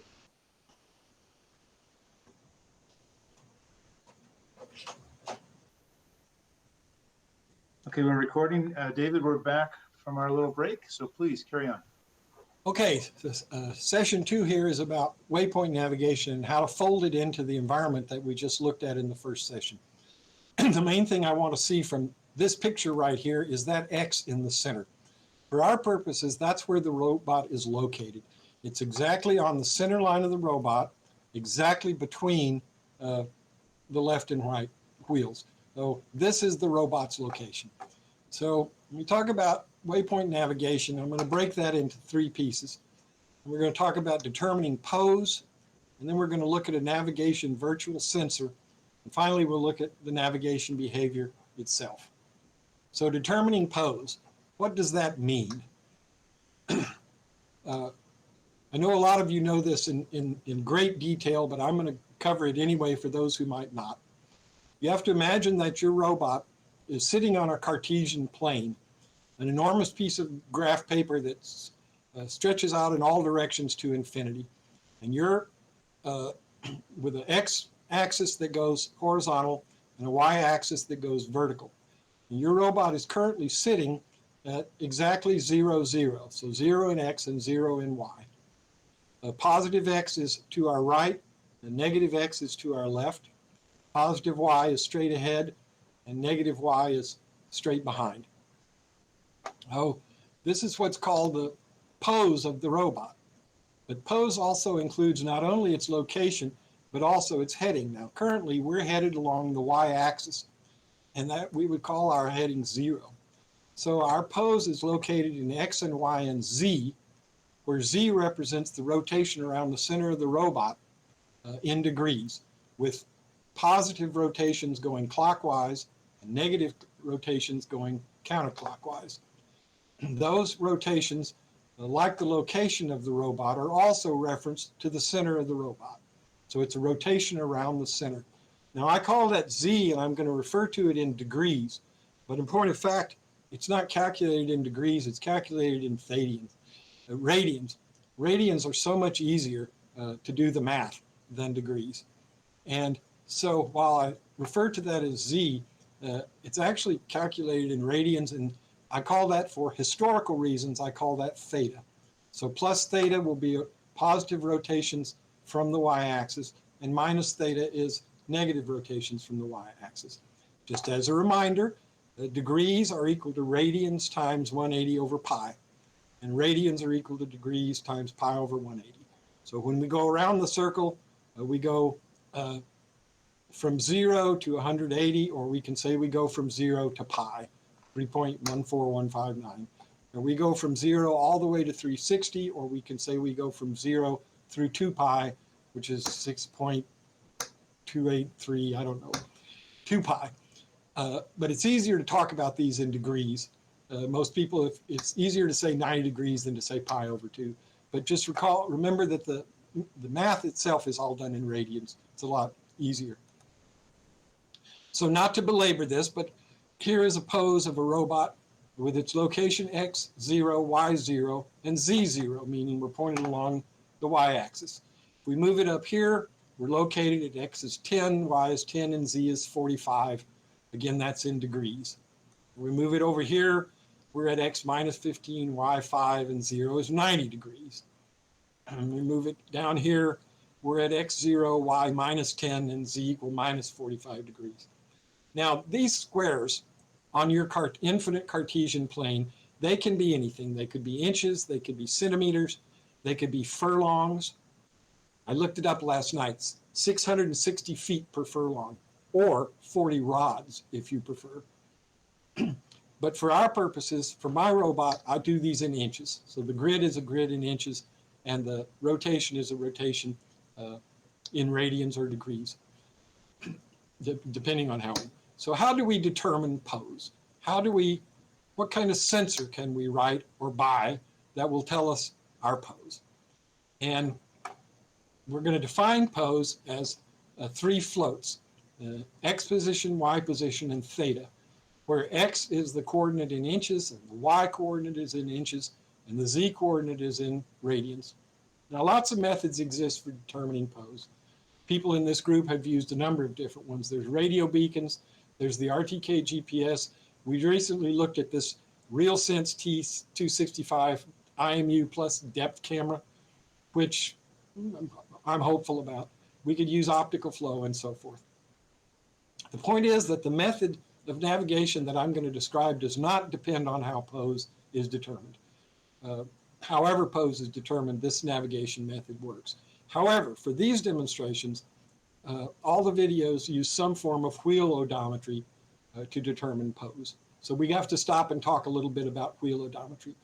And I looked this up. Fun facts to know and tell. Odometry comes from the Greek hodometron, from hodos, meaning way or road or path, and metron, meaning to measure. Archimedes built a hodometron, and it was used by the Romans to lay out their mile markers. His gadget was kind of interesting. It's a cart, and there's some sort of mechanical thing attached either to the wheels or the axle, I couldn't tell, that every certain number of rotations, it drops a pebble into a bucket. So you can stop the cart anytime you want, count the number of pebbles in the bucket, and you know how far you've gone. And this is the way the Romans laid out their mile markers. You know, they had these big stones they put up every mile, which we call milestones, which is a phrase we still use today when you've achieved something notable, you've arrived at a milestone. I emphasize this. In my robots, I use 3 different forms of odometry. There's straight wheel odometry, such as the InBot and the Lego bot used. There's wheel odometry plus a gyro, like the RCAT robot uses. And there's wheel odometry plus IMU, which is clearly the coolest, and which is what the outdoor robot JBot uses. To look at that, we have to go back to our original low-level function, because there's actually a piece of this I left out in the first session. You may well remember that the PID controller is reading the velocity from the left and right motors every 40 milliseconds, 25 times a second. And I mentioned that at full speed, these motors return 5,000 counts per 40 milliseconds. So we have a left and a right encoder count. And what we're going to do is we're going to read both of those by the odometer. So the odometer reads basically the same values. Now for the PID, what we're doing is we're saying, since we're sampling at a constant interval, we can treat those numbers as velocity. But in point of fact, they really represent a change in position. So by treating them as a change in position, the odometry can read both left and right and provide us with an XYZ, a location and a rotation. It does that 25 times a second and makes those values available to any other process in the robot that might need them. Now, I'm sure that this algorithm is probably very familiar to most of the people in this talk. For those who don't, for wheel odometry, we have to maintain 3 values, an X position, a Y position, and a theta. And so our odometer, that is the thing that's running inside that little box there, does the following. We calculate a left inches, which is the left encoder times something called left clicks per inch. And the right inches, we read the right encoder and multiply it times right clicks per inch. The reason we have separate left and right clicks per inch is because no 2 wheels are actually ever exactly the same size. And this allows us to correct for that. So then we have the total inches traveled, which are left inches plus right inches over 2. So just the average of the 2 wheels. And then this is the tricky one, the wheel rate. That is how much we have rotated during this last 40 milliseconds. And that's the left inches minus the right inches divided by the wheelbase. Now clarify here, the term wheelbase is used to refer to the distance between the center of the 2 drive wheels, and not as that term is more commonly used in automotive parlance to measure the distance between the axles. This is the distance along the common axle from the center of one wheel to another. Basically, if you look at this, what we're doing is we're making a bunch of little tiny right triangles out of our path. And the robot is driving along the hypotenuse of those triangles. So now that we have our inches and our wheel weight, we're ready to calculate our theta. And we say theta plus equal, which means we're going to take the value that's currently in theta and add to it the wheel rate, and that will be our new theta. And then this next thing, this is basically like a floating point modulo function. Say theta minus equal float integer theta over 2 pi times 2 pi. What this does is it subtracts off everything larger than 360 degrees. So it says on the it says clip to 360, but that's not correct. It doesn't clip it, it constrains it. So that's a way of guaranteeing that our theta doesn't wind up. When it goes to 359, the next number is 0 rather than 360. And the next number is 1 rather than 361, and so forth. Okay, now that we have a theta, we have our inches, we can calculate the x and y position. So we're going to accumulate those. We say x position is whatever it currently is, plus inches times the sine of theta. And the y position is the same time, plus inches times the cosine of theta. You remember that our angles are angles from the y-axis, not the x-axis. So this can actually be made to work remarkably well. I've heard a lot of people badmouth wheel odometry, and it's almost always because they never bother to calibrate. But even though there are some downsides to raw wheel odometry, it can be made to work remarkably well. I have a link I'm going to paste into the chat here, which goes into, let's see, how do I paste into the chat? Well, I didn't think about that. Where is the chat? Lower right corner, it has like a thought bubble, talk bubble thing. All right. Oh, okay. So this is the chat. Okay, There we go. Okay. All right. What I'm pasting in is a paper on how the RCAT was calibrated. And if you do it carefully, you can actually get really good results.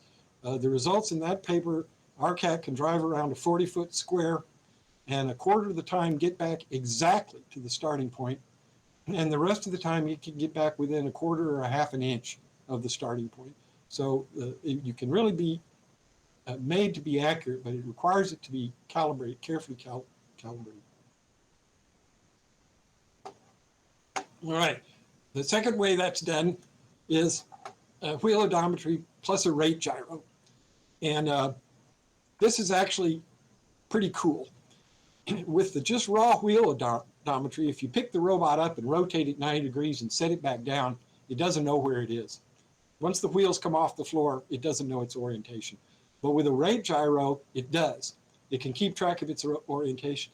So that means not only when you pick the robot up and rotate it, does it know where it is, but it means when the wheels slip or go over obstacles and so forth, it also knows where it is. So we have really good ability to deal with irregular surfaces. Now, the truth is, if both of those are run on a good flat surface, the wheel odometry and the gyro odometry are basically indistinguishable. But on a rough, irregular surface, the gyroscope odometry rules. So the function looks similar. We calculate our left and right inches and our inches and wheel rate. But now we have something new. We have something called gyro rate, and we get it by calling a driver to read our rate gyro. Now, my rate gyro returns values in degrees per second. The amount of rotation is degrees per second. But what we need is radians per 25th of a second. So we have to convert that. So the gyro rate is pi over 180. We convert it to radians, and then we divide all that by 25. Now I have, remember, anything that begins P under var is a variable I can alter. And I have one called gyro enable. So this is a flag I can turn the gyro on and off. And if it's enabled, then our theta is just theta plus the gyro rate. Otherwise, it's theta plus the wheel rate. So we can switch back and forth between whether the gyroscope is feeding the accumulation of our theta or the wheel rate is feeding the accumulation. Next door to the building that I'm in, there's a great big foyer with an incredibly flat a marble floor, highly polished marble floor. And on that floor, the wheel rate odometry does better than the gyroscope odometry. But that's the only surface that I can make that claim. Any other surface, the gyro almost always does better. Okay, once we've incremented our theta, then we can once again constrain it to plus and minus 2 pi and use it to calculate our x and y position. The third way of doing that, which I said is actually the easiest, is wheel odometry plus the IMU. And I have the IMU to set up to return Euler angles, which are pitch, roll, and yaw. For our purposes, yaw is effectively our heading.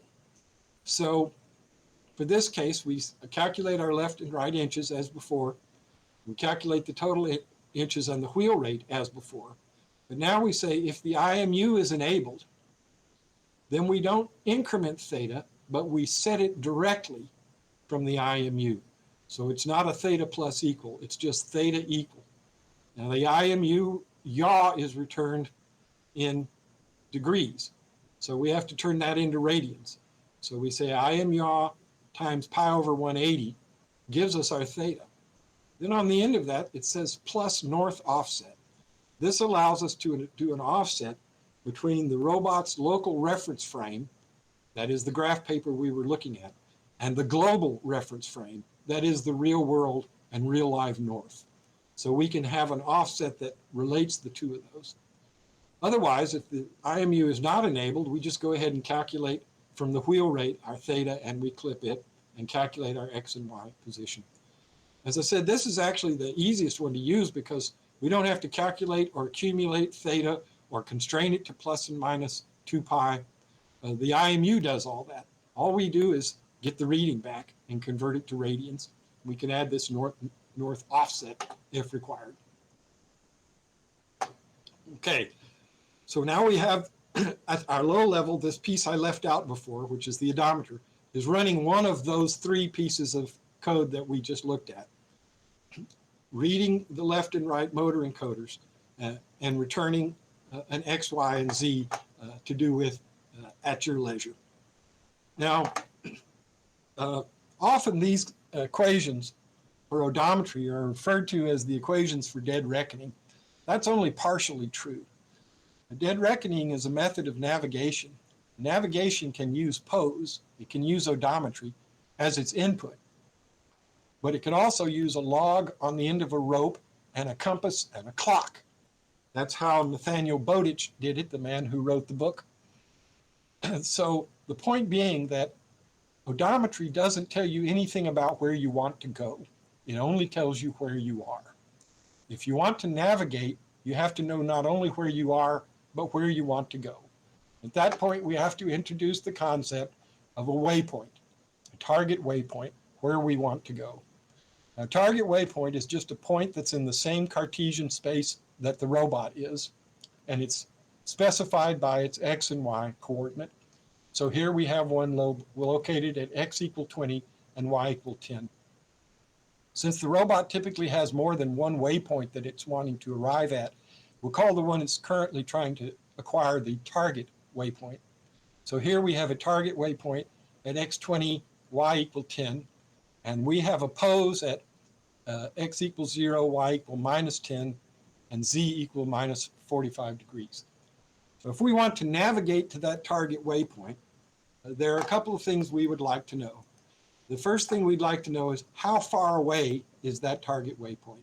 And you notice that our line goes all the way to the center of the robot. We want to know how far away it is from the center of the robot.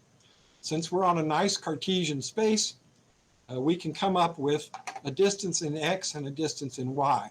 We'll call them little x and little y. So little x is 20, and little y is 10 plus 10 is also 20. And we know from Pythagoras that the square on the hypotenuse of a right triangle is equal to the sum of the squares on the other two sides. So what we need to do is calculate this hypotenuse from little x and little y. So our distance is the square root of little x squared plus little y squared.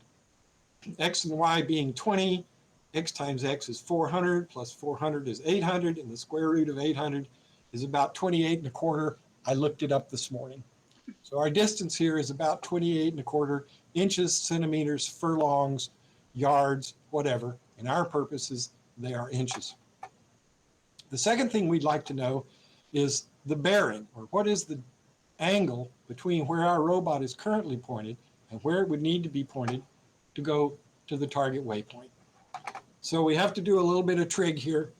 If you look up in your trigonometry book what this angle is, it will tell you that angle is the arctangent of the opposite over the adjacent, which is y over x. So this angle is the arctangent of y over x. However, this is not the angle we're interested in. What we need is this angle. We don't want the angle relative to the x-axis, but rather relative to the y-axis. So this angle is the arctangent of the opposite, which in this case would be x, over the adjacent, which is y. Now, every math library since the beginning of time has had a function in it called arctangent 2. The arctangent is really only good through 90 degrees. So arctangent 2, instead of dividing the two numbers, you hand it the two numbers and let it do the division. That way it can keep track of the sign of those numbers and know which quadrant you're in.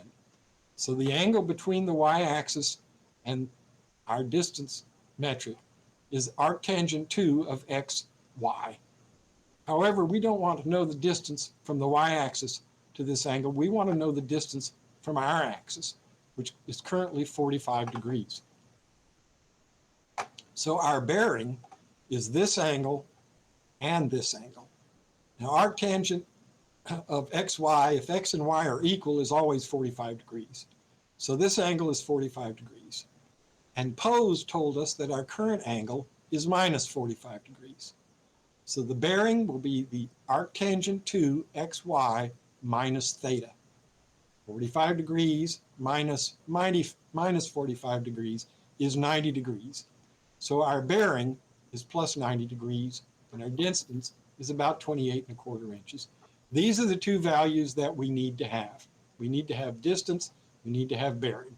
So we're going to have to do a square root, and we're going to have to do an arctangent, an atan 2. With that information, we have enough that we can design our virtual sensor. I mentioned this earlier. A virtual sensor is just like a regular sensor. It's used by the behavior the same way it would be used if it was a physical sensor. But it's actually measuring the internal state of the robot rather than measuring an actual sensor. So in this case, the virtual sensor is going to be called target vector, and it expects an X target and a Y target. It has made available to it from the odometry X, Y, and Z, and it will output a distance and a bearing and a target acquired flag. More on that in a moment. So if we actually look at our C code, we know that the odometry, that Pose, is providing us 25 times a second, an X position, a Y position, and a theta. So we have those to work with. We're going to write a piece of code called target vector. It returns an integer, and it expects an X target and a Y target, and it expects a pointer to a distance and a pointer to a bearing. For those of you not familiar with pointers in C, I apologize, but it's actually the easiest way to describe this, and I'll try to make it clear. So now we have two local variables, floats, called little x and little y. And little x is equal to our X target minus our X position returned by Pose. And little y is equal to our Y target minus our Y position. Now with little x and little y, we can say our distance is the square root of x squared plus y squared. And our bearing is a tangent to xy minus theta. Finally, it says return, and it calls a function called target acquire and hands it the distance, target acquired. So this is our virtual sensor, and we hand it an X and a Y target, and it gives us back a distance and bearing and tells us whether or not we've arrived at the target. Now, what does it mean to say we have arrived at the target? How do we know we have arrived at the target? Well, a simple way might just be to say, if distance equals 0, return true. We have arrived when distance goes to 0. Otherwise, return false.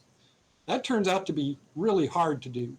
Basically, that means your X target and your X and your Y target, and your X position and your Y position are both exactly equal. That means, depending on the size of your grid, that you have to be able to steer and control that robot really, really well. It's very difficult to actually hit exactly on the waypoint.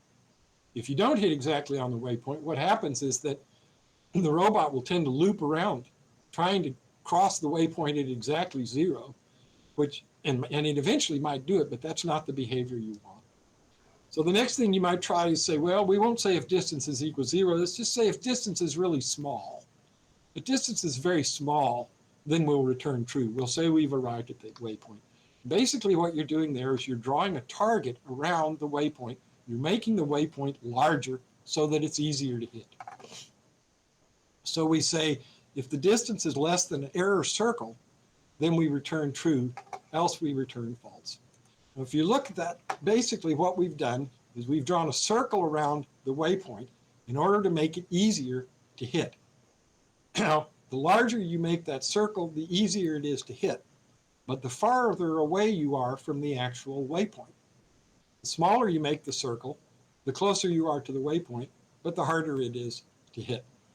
So some of you may remember in the excellent talk Jesse gave a few months ago about his autonomous RC race cars, that he effectively adds that error circle to the front end of his race car.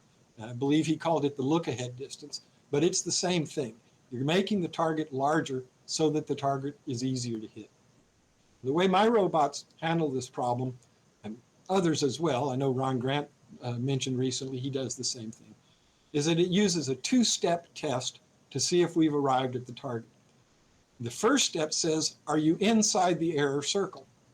And if the answer to that is true, the second test says, is the distance to the waypoint getting smaller? As long as the distance to the waypoint is getting smaller, we keep going. But as soon as the distance to the waypoint is getting larger, we have either crossed over the waypoint or crossed nearby it, or perhaps turned away from it because there's some obstacle in the way. In either event, once the distance to the waypoint begins to get larger, we declare we've arrived. So our actual acquired target looks like this. We return the integer flag. We expect a distance and a last distance. We say if the distance is less than the error circle, that means we're inside the circle. And the distance is greater than the last distance, so it's not getting smaller, then we return true. We have arrived at the waypoint. Else we return false. So our finished target vector has to keep track of the state. And it does so. It looks exactly the same as before, but we've added a new local variable called last distance. And we set last distance equal to the current distance before the new one is calculated. And then we calculate our little x and little y, and our distances and bearing. And then we call target acquired, and we hand it distance and last distance. And in this case now, because we have distance and last distance, our target acquired can tell us whether or not we've actually arrived at the target. So we're now ready, because we have a finished virtual sensor, we're now ready to actually look at the navigation behavior itself. And this is the only other code I'm going to make you look at in detail, and it's actually not that different from the IR code that we already looked at. So here's our behavior. First of all, we have to call the target vector to get the current distance and bearing to the target. And then for steering, we say if the bearing is positive, we're going to turn right. If the bearing is negative, we're going to turn left. If the bearing is in a dead zone around 0, we go straight ahead. Now you notice we're not using the value of bearing to scale the turn or anything like that. We're actually only asking, is the target waypoint left or right of the center line of the robot? And if it's right of the center line of the robot, we turn right. And if it's left, we turn left.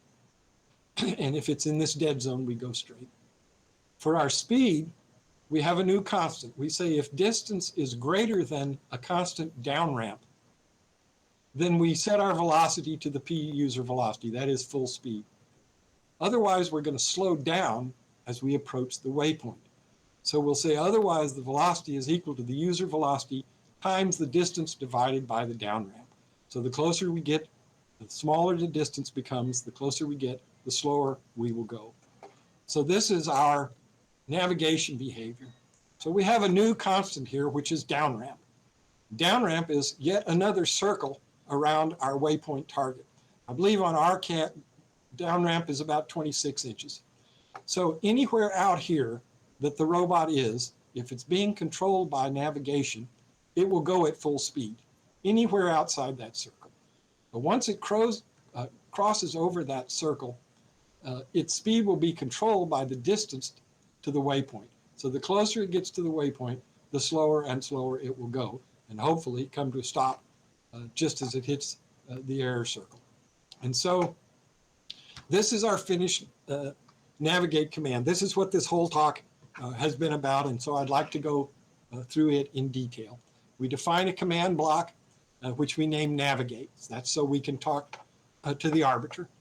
And then we define two persistent variables, one called distance and one called bearing. Those are the ones that we're going to use to do our navigation. And I actually split the navigation into two pieces of code. As I mentioned before, you typically have more than one waypoint target, so we'll deal with that separately. But we have a function called navigate target. It returns an integer that tells you whether or not you've arrived, and it expects an X and a Y target value. And the first thing we do is we call our target vector. We hand it our X and Y target. We hand it a pointer to the distance and a pointer to the bearing. That's these values here. That's where target vector will store distance as bearing. And we say, are we in the dead zone? We say, oh, I'm sorry. And then we check to see if that returned true. If it did return true, we have arrived at the target and we simply exit with a true flag. But if target vector does not return true, if it returns false, we have not arrived at the target. So the next thing we do is we say, are we in the dead zone? If bearing is less than dead zone and greater than minus dead zone, then we are in the dead zone and we just go straight. So we say our navigate argument is equal to the slew rotation of 0. We want to go straight at the navigate rotation rate. Now, if we're not in the dead zone, we say, are we above the dead zone? That is the target to the right of us? If the target is to the right of us, then we set our navigate argument to slew rotate. We have a constant, p navigation turn, which we're going to slew at the p navigation rotation rate. If the bearing is less than minus dead zone, that is, it's to the left of us, we do the same thing. The only difference is there's a minus sign in front of our turn constant. So if the bearing is in the dead zone, we go straight. If it's right of the dead zone, we turn right. If it's left of the dead zone, we turn left. Finally, for the speed, we say if the distance is less than the down ramp, that is, we're inside of that down ramp circle, and we have a flag called p-stop enabled. Once again, I can enable and disable this behavior. So if we're inside the down ramp and our stop is enabled, then we say the navigate command is the p user velocity times the distance divided by the down ramp. If we look at, that means when we're just at the down ramp circle, then the distance and the down ramp are equal. And so that value will be 1 and we'll run full velocity. But as we move in, that number gets smaller and smaller until eventually it gets to 0. Now we can't actually let it go to 0, because if we do, the robot will stop running before it actually gets to the waypoint. We have to clip it very, very, very low speed, the very lowest speed the robot can run. So after we calculate our down ramp, then we say, clip the navigate command to something called min speed. Min speed is just a measured speed. That's the slowest your robot can go. And of course, 100 would be the max speed. Otherwise, if we're outside of the down ramp, then we just go full speed. So we say slew the velocity to the p user velocity at the p user rate and return false. Now this is the whole navigation behavior. And of course, it depends on all those other behaviors, the IR, the sonar, the escape behaviors. All of those must be running in order for this to work. Otherwise, navigate target would just run the robot into things. So in order to understand the full scope of what navigation is doing, it's not just this routine, but it's all the routines together that produce the navigation behavior. I mentioned before that we typically have more than one target. We want to go to several targets. And so this is the actual navigation behavior itself. It has an external navigation list, which is a list of XY points. And then we have a pointer to the beginning and the end of that list. We're going to define two local variables called dist and bear, which we'll get back to in a moment. And then for our navigation behavior, each time through the loop, we say, do we have a nav list? And if we do, then we set the navigation flag equal true.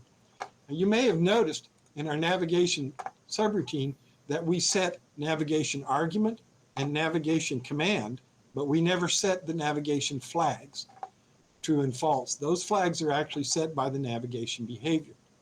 So if we have a navigation list, our navigation flag is always true. And then we call navigation target with the X and the Y for that list to see if it is true. Have we arrived at the waypoint? Most of the time, we have not. So most of the time, we just exit. But after a while of calling navigate target, we will have actually made it to the waypoint, and this will be true. At which point we increment our navigation list and see if we've reached the end. If we have reached the end, I've got two choices. If I set a repeat flag, then I just reset the list to the beginning. Otherwise, we set it to 0. And the next time through, nav list is 0, and we'll set our navigation flag to false. Now, thereafter, if we do have a nav list, and if that stop enabled flag is set, remember stop enabled? That means that when we got to this point, we are actually at a stop. The robot slowed down and stopped at the waypoint. So at this point, we call our target vector. We're going to ignore the integer it returns, and we're going to ignore the distance it returns. We just want the bearing.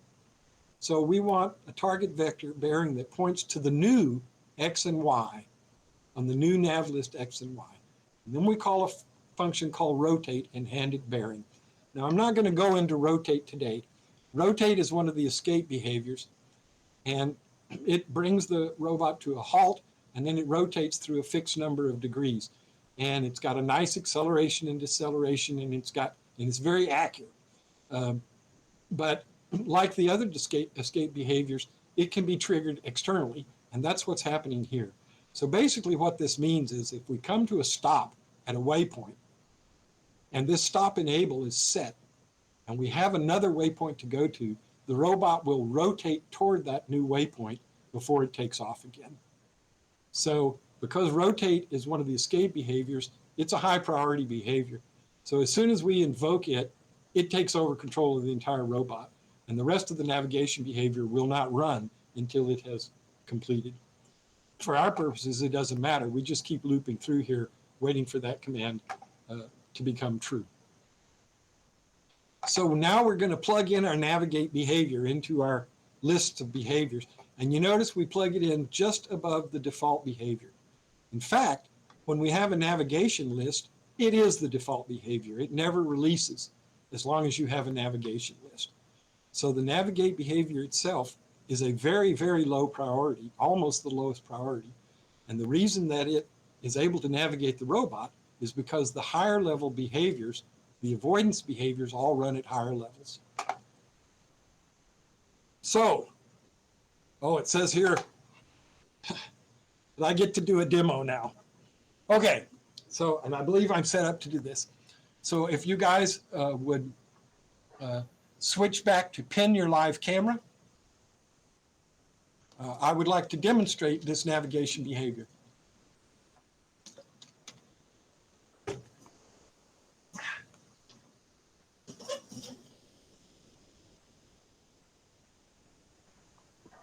Okay, should be good. All right, is everybody pinned? We're pinned. Go for it. All right. What I have here is a navigation list. It's a isosceles right triangle. So it's 3 points of a right triangle, and I set up the two sides to be 3 feet. And I've got the stop enable turned off. So the robot should drive straight through the waypoint, fetch the next waypoint from the list, and drive to it. I know what I'm doing.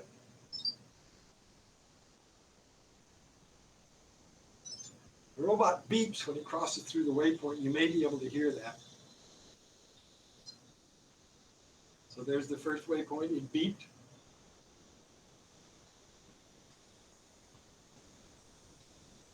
There's the second waypoint. There's the origin.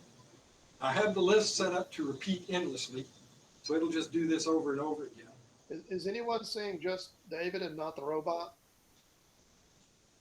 You should only be able to see my legs. Okay. Well, so what you want to do is make sure you search for the image that's labeled DPA office camera. I'll wait. Yeah, you may have the wrong frame. So it's labeled DPA office camera, all lowercase. You And find you it, want to John? pin that. Are we there? I think most are. John, you have to speak up if you're not. Yeah, I got it. Okay, we're good. Got it. Okay, All we'll right. do it again, David. I'll do it again, yes.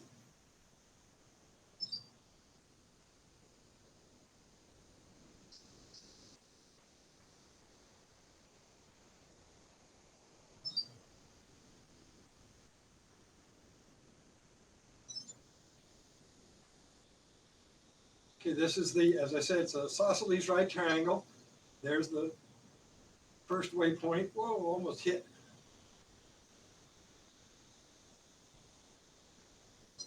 And the second waypoint.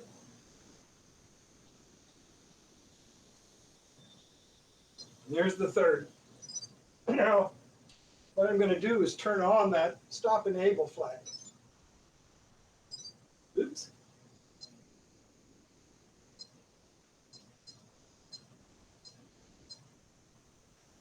So this will enable that down ramp to slow down as it approaches the waypoint, and it will also do the rotate toward the next waypoint.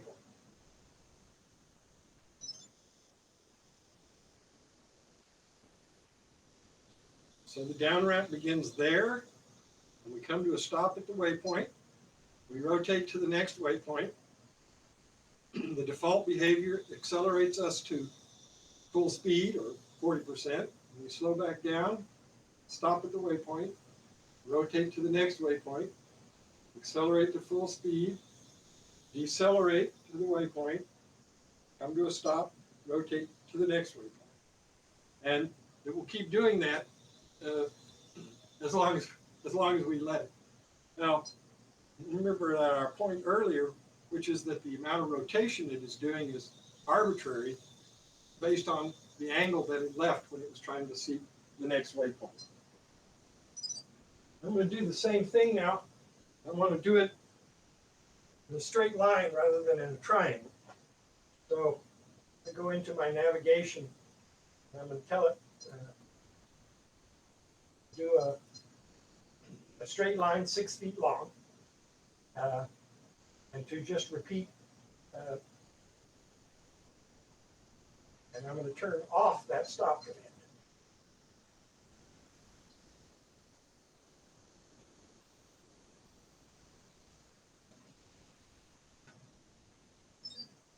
Yes, I'm on camera.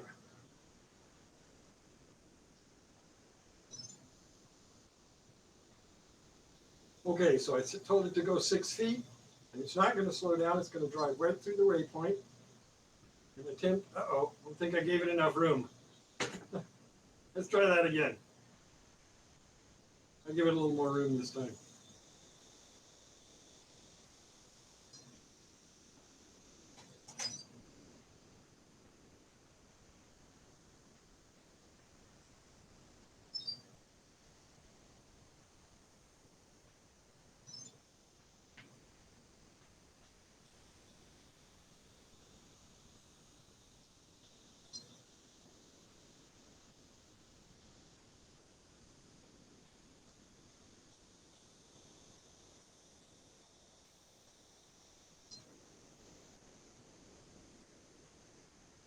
All right.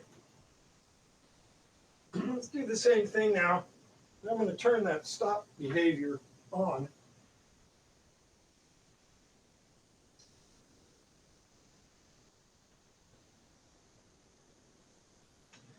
And I have a quarter here, which I'm going to try to use as our our fiducial reference. So there's the robot more or less centered on the quarter.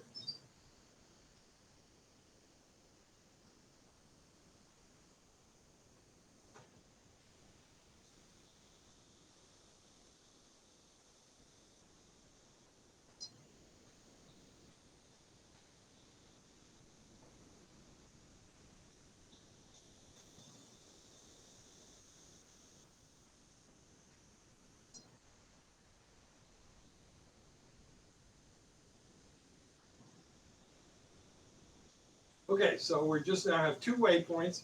They're 6 feet apart. I think I'm going to make that 7 feet apart so we have a little more room to play with. And it's just driving directly back and forth between those 2 waypoints. And remember that the navigation is the lowest priority task that's running right here. Let me make it just a little bigger.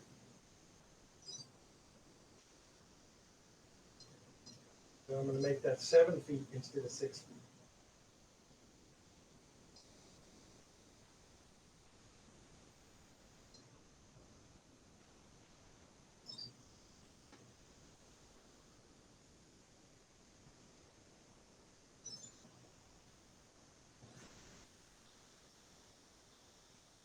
That quarter is supposed to help you see whether or not it's actually coming back to the same place it started. So we rotate. In this case, it's 180 degrees to point to the next waypoint.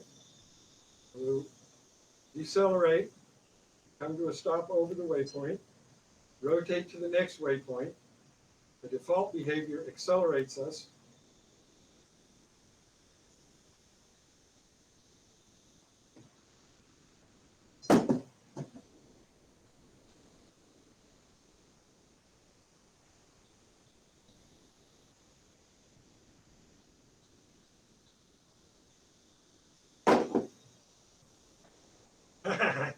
Just push it out of the way. Okay, now I've turned on the avoidance behavior. So what's happening is the robot is trying to make it to that waypoint, but the navigation behavior can only run when the higher level avoidance behaviors are not running. So here, the navigation behavior tries to drive straight to the waypoint, but the IR, the avoidance behavior, sees the box and turns it away. Once it's clear, it releases.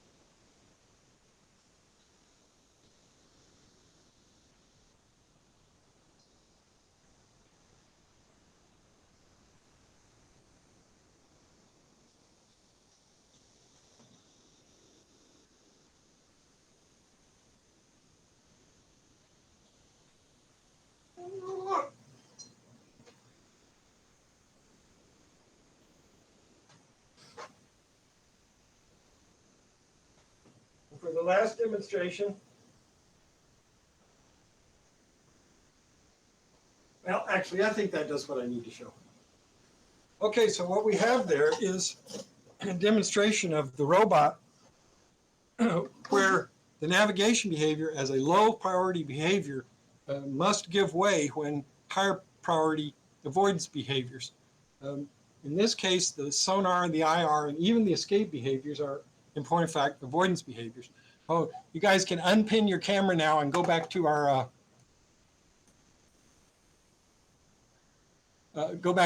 actual screen. You should see the top of the JBot robot. Does everybody have that? Yeah, I think we're good. Okay. Basically, the JBot robot doesn't have any IR. They don't work that well outdoors anyway, but it does have 4 sonar, and they give about 60 degrees of coverage to the front end. And so what I want to do here is show a video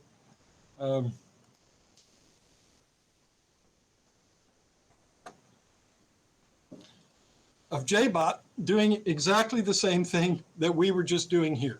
It has 2 waypoints. In this case, they're 500 feet apart. I marked the first one with a hat rather than with a quarter.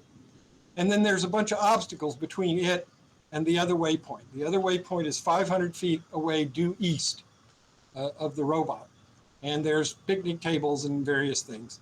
So we have the same circumstance going on here, which is that the low-level navigation behavior is pulling the robot toward the waypoint target. And the higher level avoidance behaviors are pushing it away from intervening obstacles. And this allows the robot to navigate quite intelligently to the waypoint. This is an earlier version of the robot. The current version of it, the sonar array is mounted on a servo. And that servo tilts it back and forth so and is driven by the IMU pitch axis so that it always remains level. And that changes the robot's behavior slightly, which I'll describe here in a moment.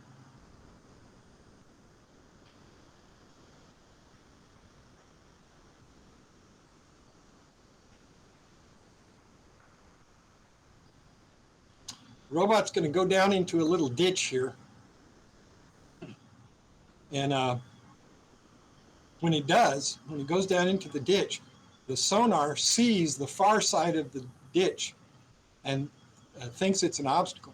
And so it causes the robot to turn and do a little bit of a traverse, which it no longer does with the leveling servo driving it.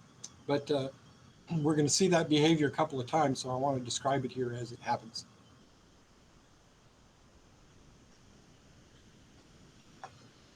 Can you guys hear the audio of that at all? No, I don't think so. Well, you showed me a way to mix the audio of the video, but I don't remember how to do it. Yeah. All right, here we are going down into a ditch. Sonar sees the other side of the ditch, and we traverse across it, and then the navigation straightens it back out. As I say, with the current setup, that servo, that sonar has a servo that keeps it level. Okay, now our waypoint target is just behind this picnic table here, near that tree.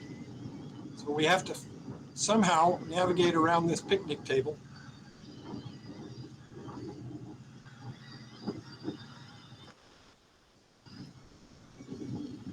Success. And the circle, the error circle is around that tree, but it really can't get to the center of the tree. So you see it turn away and says, heck, I'm there. Let's turn around and go back to the starting point. So now we're navigating directly back to our starting waypoint.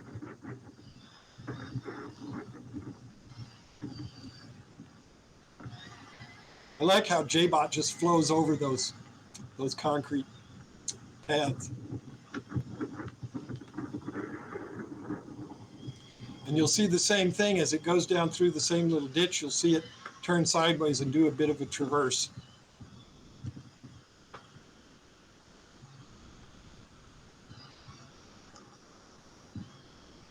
Right there. And then it straightens out. Actually, doing a traverse on a steep slope is not a bad idea. When I first took this robot out to run it, I saw these woods here and I thought, oh, this is great. You know, I have all these obstacles to avoid. But this particular sonar can see out to about 25 feet. It's mounted higher off the ground than the other one, and it tilted back slightly so it doesn't get objects on the ground. But what I expected it to do was dodge around all these trees. But in point of fact, what the algorithm keeps doing, and I guess I shouldn't complain, is it keeps finding these good open pathways where there's nothing to run into. So like, look at this one. It can make it almost all the way back without ever running into any other trees. I don't know if it's the way the trees are planted. The sonar, if you may remember, it had a near and a far distance. And the far distance tries to find the largest opening, tries to steer it to the largest opening. And so that prevents the thing from actually doing what I was looking for. All right, I have one other point to make here. Typically on a trek of 500 feet, and of course this is much longer than 500 feet because it wasn't a straight line, the robot can get back to within plus or minus 5 feet of the starting place. Now, plus and minus 5 feet means that it could be, plus 3 feet or minus 2 feet. Plus and minus 5 feet also, it means that rarely, but possibly, it could be 0. It could actually get right back to the exact place at which it started, and which is what it does here today. That's why I call this a video, I titled this video a hat trick video. And you see we have a couple of obstacles that we have to clear. There's that little barbecue there and this picnic table. And then you see over there is the hat. So now we've traveled more than 1,000 feet. There's no GPS. This is all done with an IMU and wheel odometry. And we're back to the starting point.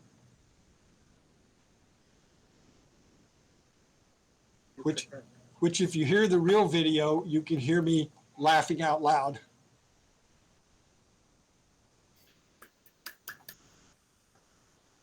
Get back to That's a huge round of applause, by the way. Everybody's on mute. That's amazing. Since this video is so choppy and so terrible, I'm going to put the link in the chat. At the end of this, I'll put the link to all the videos, and if you guys are interested, you can go back and look at them in full res and smooth video. I thought you might like to see JBot's actual control loop. I thought you guys might like to see that rather than just this drawing. This is only one thread. JBot runs about 6 threads. So, for example, the user interface is a separate thread, and there's some logging, and there's some telemetry, and so forth. So this is the control loop. And at the top, it's called sensors. And at the top of it, it defines a timer variable called T and sets it to sysclock. And this is how it does its precise timing. And then it sits inside of this big while loop, while 1. So that's an endless loop. So first we do a speedometer and do the odometers. That takes care of the reading of the encoders and the calculating the location. And then we have behaviors. The prowl task is very much like the default task we just described, except it can do some other things. There's a bump task that deals with the bumper. There's the dead man task, which is that stupid dead man button that we all have to have for our outdoor contest. The escape task, which is all of the escape behaviors. The obstacle task is the sonar obstacle avoidance. There's the perimeter task for following perimeters, just like the RCAT. There's a seek task we'll come back to, and a translate task. The translate task is that rotate in place. After each one of those tasks are running, and I want to emphasize here that they don't run in parallel. They run in series. And before the arbitrator has called, they have all run. Each one of them has run. Some people, when they look at this paradigm, say, well, why don't you just run the one that's the highest priority? And the reason you can't do that is because you don't really know what the other tasks are doing. They may be saving state, they may be running filters or something like that. So every task, whether it gets executed or not, every task needs to run every time around the loop. Then when you get to the bottom of the loop, we do the arbiter, which calls the motor command. And then we loop at 25 hertz. The command there, period, looks at the timer and wants just to start us up 40 milliseconds from the last period.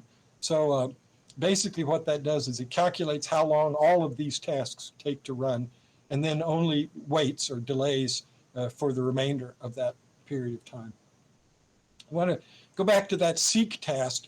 The seek task I stuck in here, I thought you guys would be interested because that's a task that knows how to recognize, lock onto, and steer the robot toward orange traffic cones.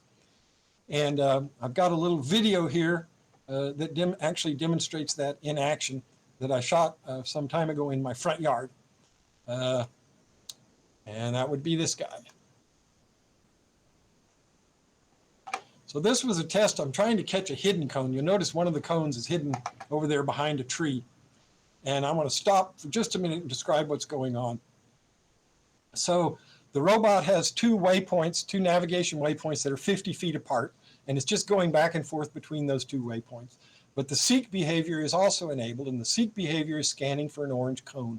And if it finds an orange cone, it locks onto it, meaning it drives, it's on a alt-azimuth servo mount.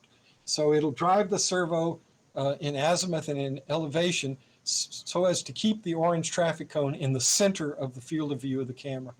And then the robot uses the excursions of those servos to steer the robot, the azimuth to steer its direction and the altitude to control its speed. And I'll try to narrate that as we go along. So here we say go. And the robot's looking for a waypoint that's 50 feet ahead of it. When it gets about 25 feet away from the waypoint, it starts scanning for the cone. So there it is. It starts scanning. The camera's scanning back and forth. And right there, it locked on and begins to steer the robot toward the cone and slow the robot down until the robot touches. We wait 2 seconds, and then it heads back to the other cone. I'll go into that in more detail in a minute. So navigation then takes over.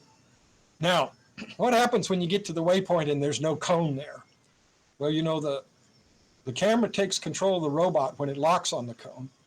But if you get to the waypoint and there is no cone, it also takes control of the robot. And it tries to drive the robot in a spiral, slows it down, and tries to drive in a big spiral. I'm going to stop for a second. That spiral actually goes out to 16 feet. If it can get all the way out to 16 feet and it hadn't found the cone, it drives back to the waypoint, and it does the same spiral counterclockwise instead of clockwise. And if it gets out to 16 feet counterclockwise and can't find the cone, it gives up. And it just says, I can't find this cone, and it goes to the next cone in the list. Fortunately for us, this cone hidden behind the tree is found halfway through the first one. So there it locks onto it. And we touch the cone, back away from it. As it rotates around, the sonar sees the tree, so the sonar pushes us away from the tree, and navigation behavior takes over. Navigation is trying to steer us toward that waypoint. Now the camera starts scanning to look for the cone, and right there it locked onto it. So it steers us to the cone. And you'll note as we steer to the cone that the camera has to pan down. I'm going to stop right there. See how far down the camera is angled in order to keep the cone in the center of its field of view. So the robot uses the angle of the camera to control the speed. When the camera is level, it's full speed. When it's pointed down, it slows down. So let's back up a little bit and watch that again.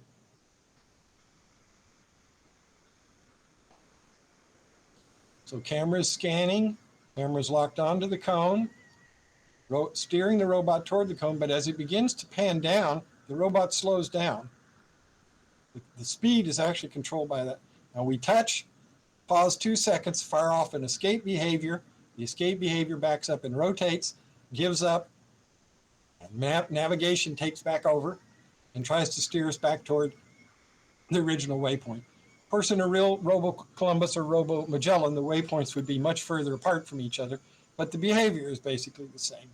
We look for a cone, we can't find it. It starts to turn, oh, wait, is there a cone over there? No, false alarm. I think it saw the tail light on that car. I'm not quite sure. Something it thought just a second was a cone.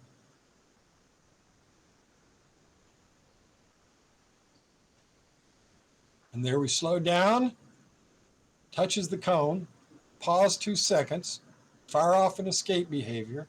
The escape behavior backs up and rotates, but the sonar can see the tree, so it pushes us a little further, and we take off again for the next cone. All right, that's all we need of that video. And with that, I would like to take, with y'all's permission, another little 3-minute break, and then we'll come back. The last section is shorter than the other two, and we'll talk about 3 advanced navigation modes. Very cool. So we'll be back at about, let's call it 3:40. It's 3:34 now. You want to take 5 minutes? Yeah, that's what it was last time about. So, Okay, that sounds good. but it'll be a hard start at 3:40. All right. Don't miss it. 40 marks. So recording is now restarted after our last break. So section 3, David, all yours. Okay, I'm still presenting, and you should see a screen that says Roman numeral 3 advanced navigation modes. Correct. Okay, these are in some ways the most fun. I'm going to talk about 3 of them: a boundary detector, a slip stuck detector, and a concave singularity detector. The famous minnow trap. Oh, the virtual boundary detectors are actually pretty simple.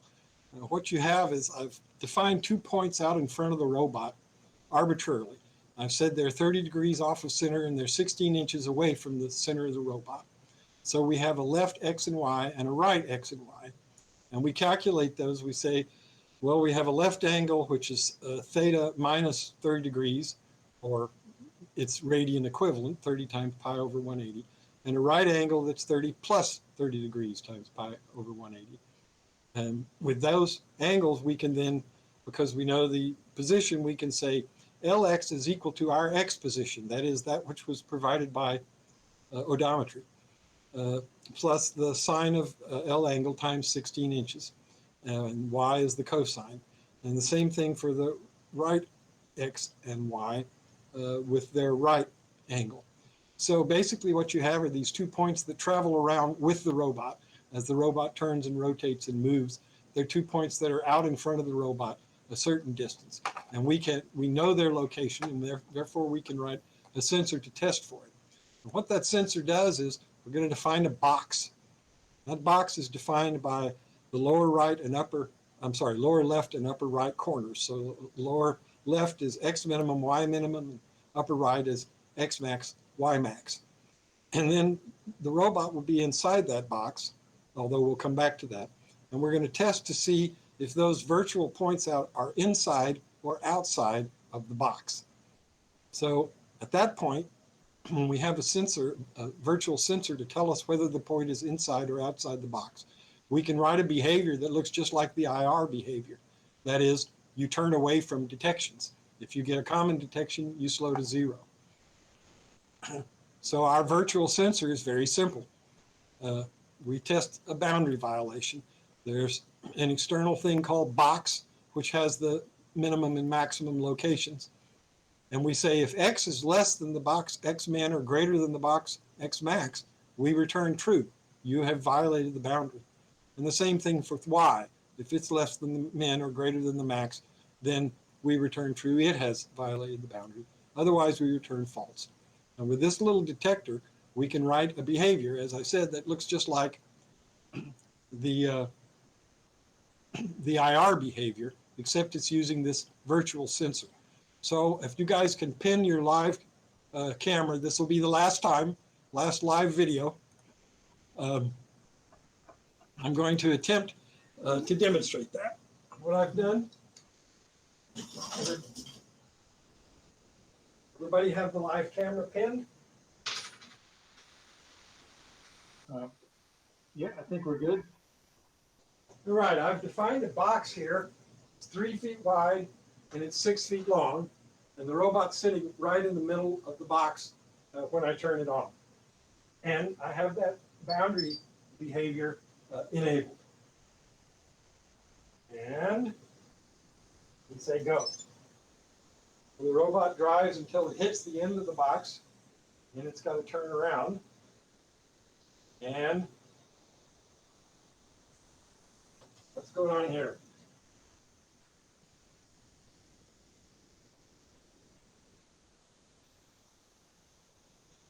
Maybe I didn't make the box as big as I thought. Box is 3 feet wide and 6 feet long. Well, that's what I said.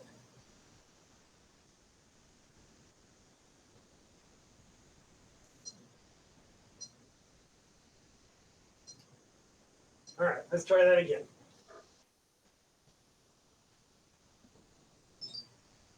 I obviously need to rehearse my, try to give it a little offset here.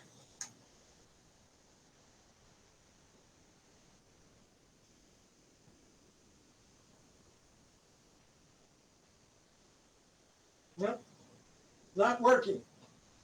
I don't know why.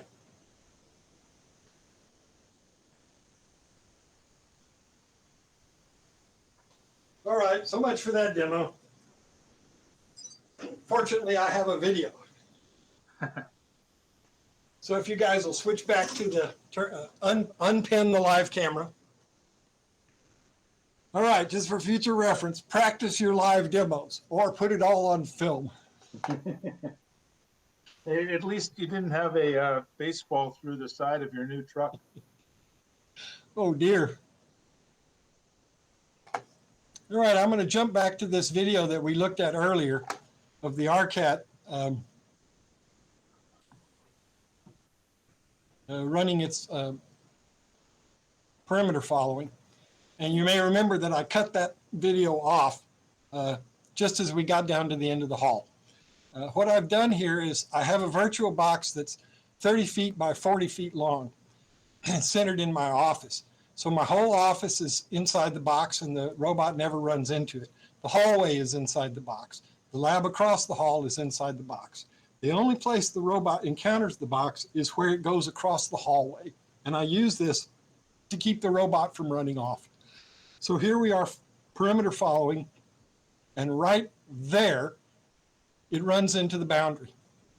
And so it loops around and gets back inside the box, and then it can return to whatever it was doing, which in this case was wall following, or perimeter following. And we follow the perimeter, and it's doing a pretty good job of staying a constant distance from the wall. The other boundary, the other place the boundary comes across the hallway is right at this door and this post. So the robot turns and right there it runs into the virtual boundary, and you can see it swimming along the virtual boundary until it sees the real wall. And once it sees the real wall, it goes back to perimeter following. You can kind of get a sense for the size of the box. So as I mentioned before, this algorithm keeps the robot inside the box. You could also just as easily write an algorithm to keep it outside of the box. So for example, if you had a garden or a swimming pool that you didn't want your robot to go into, you could put a box around that and you implement this behavior. Whatever else is running, this behavior would not allow it to go inside that box. Okay, well that's the first one. The second virtual detector is a slip-stuck detector. And this is pretty interesting. A slip-stuck detector is basically based on the idea that the wheel rate and the gyro rate should be the same. I'm going to bring up a graph here. And what this is this is a graph of the wheel rate and the gyroscope rate. The robot is basically starting at the right, is driving in a straight line, and it comes to a stop, and then it rotates 180 degrees and comes to a stop, and then it drives in a straight line and comes to a stop, and then it rotates 180 degrees in the opposite direction, and then it drives in another straight line. The blue data points are the wheel rate gyro. The wheel rate. That is the amount of turn per sample from the wheels. The red are the same thing from the gyroscope. And at first approximation, they look pretty good. They're pretty close to the same. But if you look at them carefully, for example, let's zoom in right here, you can see that the gyro, 1, 2, 3, 4, 5, 6 samples, very different than what the wheel rate saw. If we look along here, you can see various places where the gyro saw a movement that the wheel rate did not see. Here, the wheel rate saw more movement than the gyro did. Interestingly enough, we go over here, we can actually find a place where the gyro says we're rotating positive and the wheel rate says we're rotating negative. So if you take those two values and you integrate them to get a heading, those headings will drift apart. And as I said, on a nice, slick, beautiful marble floor, the wheel rate does better than the gyro, but on any other surface, the gyro does better. But for the most part, the two values are kind of the same. They're kind of the same. Now, if I were to pick up the robot and rotate it, you would see that the wheel rate and the gyro rate became very different during that period of time. So what we want to do is we want to write a virtual sensor that can tell whether or not the two are more or less the same or very different. And the way we do that is a real simple virtual detector. We define a persistent variable, an integer called difference count. And then we have a slip-stuck detector. we calculate a local variable called rate diff, which is the difference between the wheel rate and the gyro rate. And then we say if rate diff is greater than some maximum rate diff that we've defined, that is, how big does it have to be before we really call them different? Or if it's less than the minus maximum rate diff, then we increment that count. Remember, we saw 4 or 5 of them that were the same, that were very different, even though there was no reason to suspect they were wrong. So what we need is a whole bunch of those that are different before we'll declare that there's a problem. So if they are different, we increment a diff count. And then we say if that diff count is larger than some maximum count, we're going to trigger an escape behavior. Else we'll set that diff count to 0. So we want to see the difference between the rate gyro and the wheel rate to be very different, and to be very different for a long time. Well, what does that mean? One way it could be different is if the wheels say that the robot is turning, but the gyroscope says it is not, then the wheels are clearly slipping. Alternately, the gyroscope could say the robot is turning and the wheels could say no, it's not, in which case we've probably been shoved or are slipping sideways. In either event, if the wheel rate and the gyro rate are different for a long period of time, we're going to trigger an escape behavior. That long period is on the order of a second for the RCAT robot, and on the order of about 3 seconds for the JBot robot. And when I was trying to I realize now the reason I couldn't make the previous demo work correctly was because I had not turned this off. So every time I moved the robot, it fired off an escape behavior. But rather than demonstrate that live, I'm going to show you a video of the JBot robot doing the same thing. You may remember that I described the escape behavior as a suite of behaviors. There's actually 7 behaviors that are things like back up, rotate left, rotate right, drive forward, rotate in place, and so forth. And generally, the first escape behavior, which is just back up and rotate away, generally it works. But when the robot is really stuck, sometimes it has to sequence through a number of those behaviors before it gets itself loose. Well, the video I want to show, Ted had talked about branches. And when you're in an outdoor robot, branches are a problem. So I put together a little video a number of years ago of the JBot robot up in Colorado, and I went and excerpted all the different places it had got stuck out of all the many hundreds of runs, and I made a video just of those. In this case, JBot's going up the hill and it hits a guy wire coming down from that telephone pole. 1, 2, 3, he gives up. He fires off an escape behavior which backs up and rotates away, and the navigation then takes over. You notice I have the big rock crawler wheels on here. Those turn out to not work as well as the little road rage tires, which it has here. Oh, you can get a good idea of how capable the JBot is on this really, really rough surface. So this is the one of the ones where he gets off the path, he missed his turn, and he gets stuck back in here. And right away, the gyroscope and the wheels are not producing the same numbers. And so he's desperately sequencing through those behaviors. And what he's looking for is, I want those numbers to be the same. And when they are, I know I have escaped. So here he has escaped back onto the road. This is an interesting one. What's happened is a little knob on this tree, bam, catches the front end. So he says, can I do this? No. How about this? No. How about if I just quietly back up and rotate away? Yes, that works.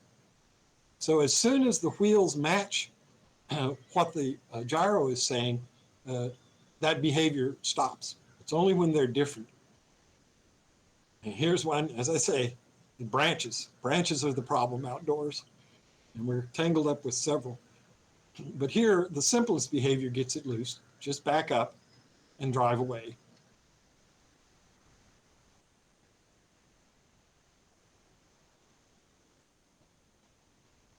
This is a fun one. I didn't think it would get loose from this because it got stuck. But in point of fact, it is able to rotate around and get free, and then wiggle back and forth until it's got enough traction to get out of there. Nicely done, little guy. Hey, this one is just crazy. The robot has a series of limits as to how far over it can lean.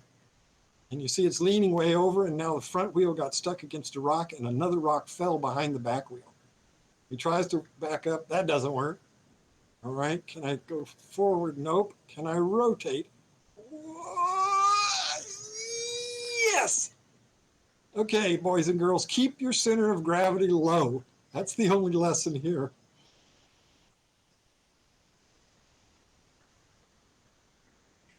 And finally reacquires the road. All right, this is the best one. This, it actually has to sequence through all 7 behaviors in order to get loose. It missed the turn here, you can see. And there's another evil branch, which it carefully drives over and gets stuck on.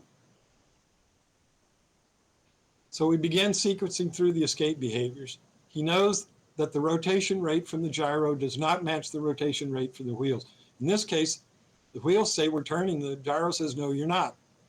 So he's so consistent, so there's the third behavior, and third behavior is not working. So we'll try fourth behavior. Wait, maybe. Fifth behavior. Sixth behavior. And we're free.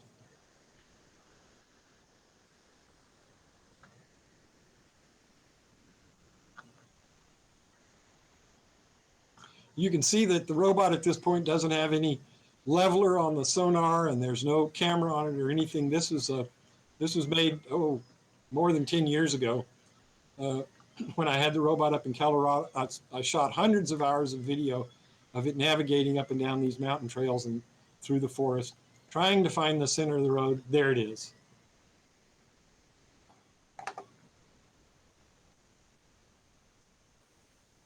That's pretty cool. That's the end of our slip stuck detector. And then the last one I want to look at, which is actually the most fun, is the virtual concave singularity detector, which is to detect when the robot is trapped in a concave waypoint singularity, also known as the minnow trap. Let me describe what that means. If you have a concave space, and the opening of it is exactly between the robot and the target waypoint, then the robot can get trapped in that space like a minnow in a minnow trap. It can handle that shape from any other direction, but from this direction, where it's open toward the robot and the target waypoint is on the other side, becomes a trap. It turns out this doesn't really happen very much when you let the robot run around, but it can happen sometimes. So if you imagine what happens here, the robot is heading toward the waypoint, and when it gets in here, it sees the back wall, and that forces it to turn away, at which point it sees the side wall, which turns it away further. Then it sees the end wall, and that rotates it back. Now, the shortest distance to the waypoint is to continue turning, and so it gets stuck here. It can either draw a kind of a bow tie, a figure 8, or it might just stay in one of these wings and circle around and around, but it can't get out. Now, the reason the robot gets trapped in that concave singularity is the same reason the minnows get trapped in it, which is that their navigation algorithm is not smart enough to get loose. Now, I was talking to Carl about this. You can't catch a wasp in a minnow trap. If you've ever had a minnow trap hanging up on the wall and a wasp fly into it, he'll fly around for a little bit and then he'll land. And he'll walk around until he finds the opening, and then he'll fly off. He's able to switch from one navigation mode to another. And by doing so, he's able to escape the trap. Now, if you think about what he's doing, he's walking the perimeter to find the opening. He is perimeter following. I mentioned earlier that perimeter following is a form of maze running. And what we have here is really a very simple maze. So if the robot could know that it was trapped in the maze, it could turn on perimeter following and it could perimeter follow its way out. Then if it knew it was out of the maze, it could turn waypoint navigation back on and try to navigate toward the waypoint. So how do we do that? I've got a little video here. I said earlier that Lego Bot would get just a little cameo, and this is it. Some of you may recognize the old MakerSpace here. Well, here's Lego Bot, and it's set up to navigate to a waypoint which is directly on the other side of that back wall. So it heads toward the back wall, and the sensors see the back wall and turn it, and they see the side wall and turn it. They see the end wall and turn it, and now we're stuck. We swing back around and head back toward the waypoint. In this case, it's just kind of caught in a circular circling pattern.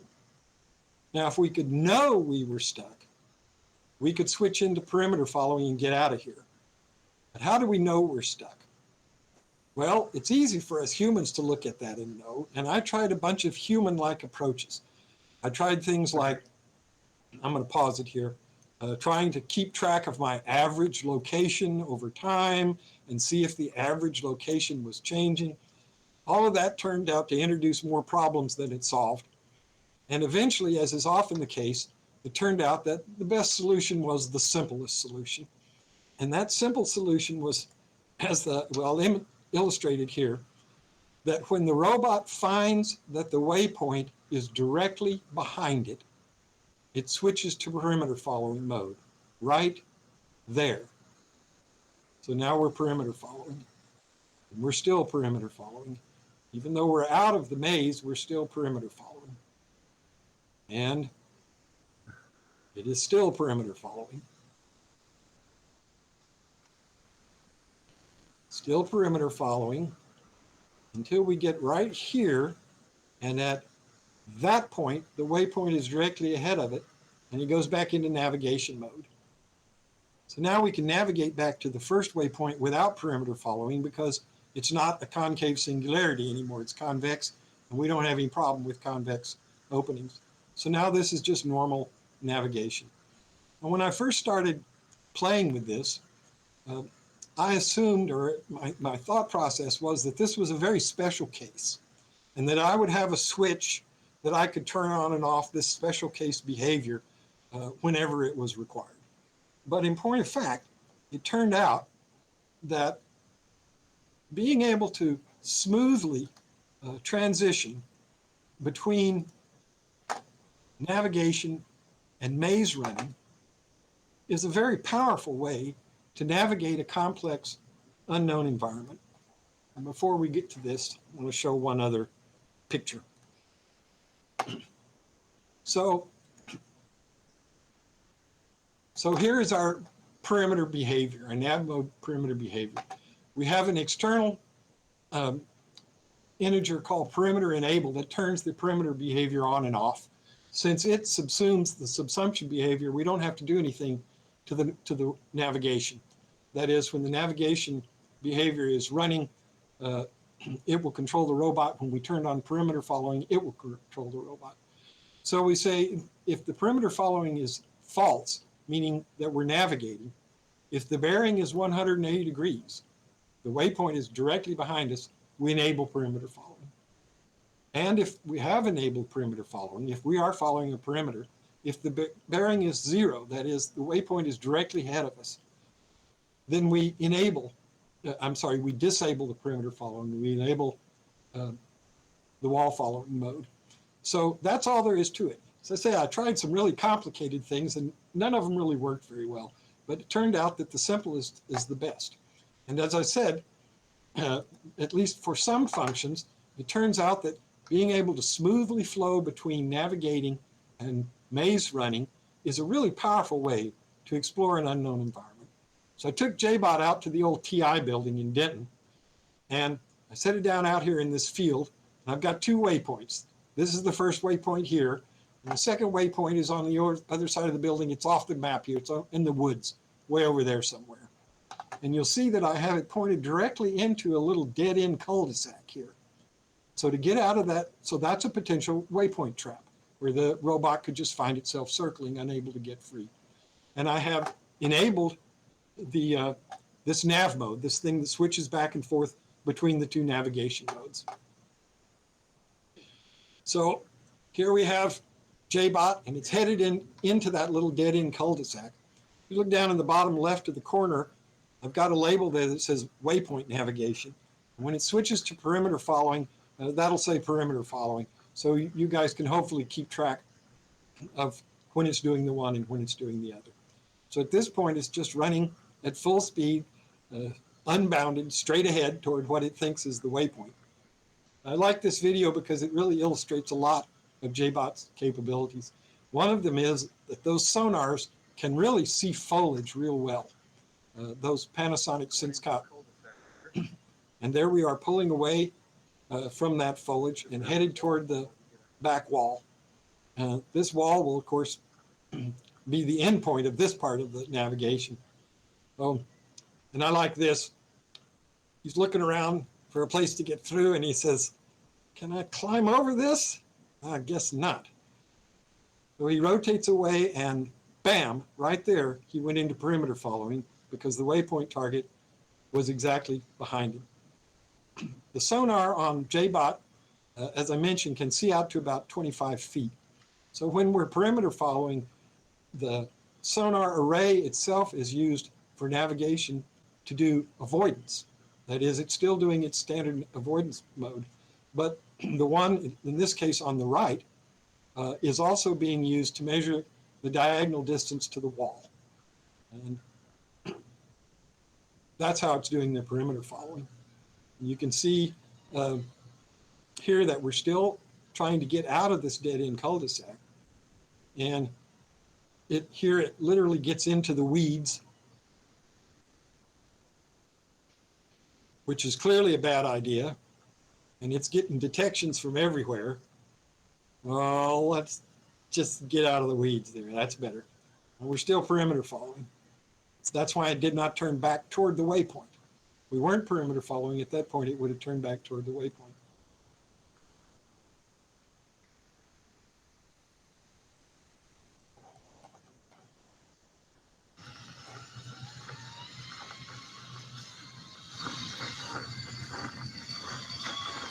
There's your audio.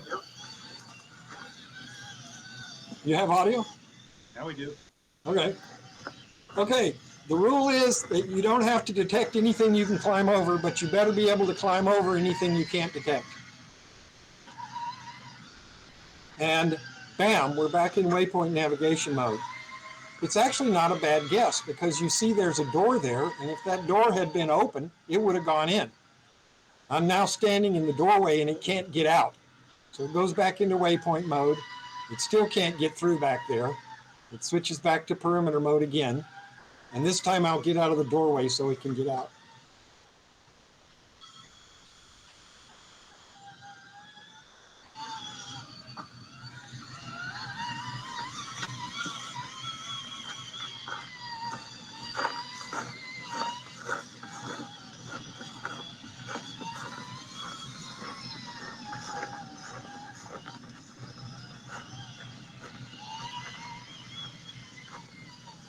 Here we have a nice flat wall. The robot likes flat walls because if you get parallel to it, you can go full speed. You can only go full speed when you're parallel. Not quite full speed. Still angled a little more, but there it is right there. And he likes to go full speed. Once you're parallel, you can go full speed.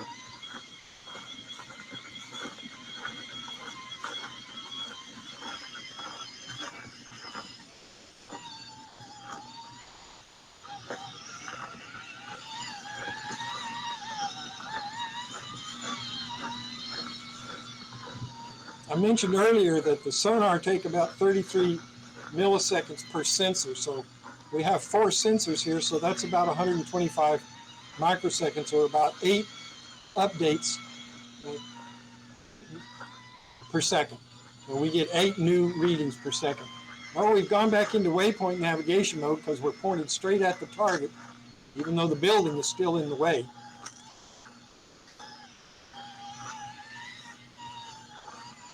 So here it's just doing the standard waypoint with obstacle avoidance, and it's convinced that it can get through here. There's bound to be an opening here somewhere.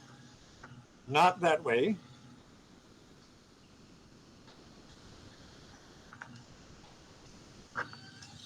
And once again, this wasn't a bad guess because there actually is a door there.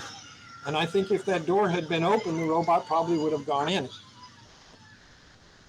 But we give up at that point. And can't get through that way. And all right, there's no way through here. I can't get through, so back to perimeter following.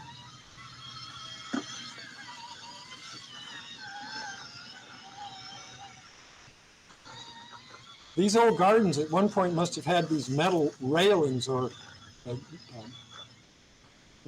some. You see those, they're constantly pulling the robot off track. Oh, the edging.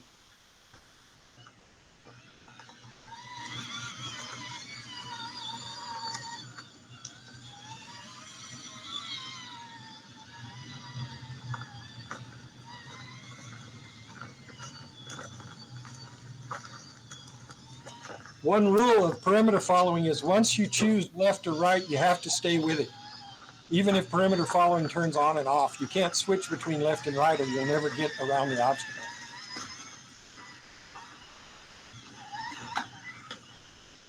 David, this is a determined robot. Determined. I like this. He just nails this opening here. Every move carefully planned. And of course, he's trying to stay a constant distance. I think it is about 5 feet. But look here. We can see the waypoint. It's dead ahead. So we go back to perimeter following. I'm sorry, to waypoint navigation. We're using standard obstacle avoidance. And finally, after all of that, he says, I'm free, I'm free. No more buildings in the way, no more perimeter following. I can go full speed straight toward the target, and which is what he wants. He can only go full speed in the absence of anything else, but there is a parking lot in the way. Scary, with people's expensive cars. And it is, in point of fact, between us and our waypoint.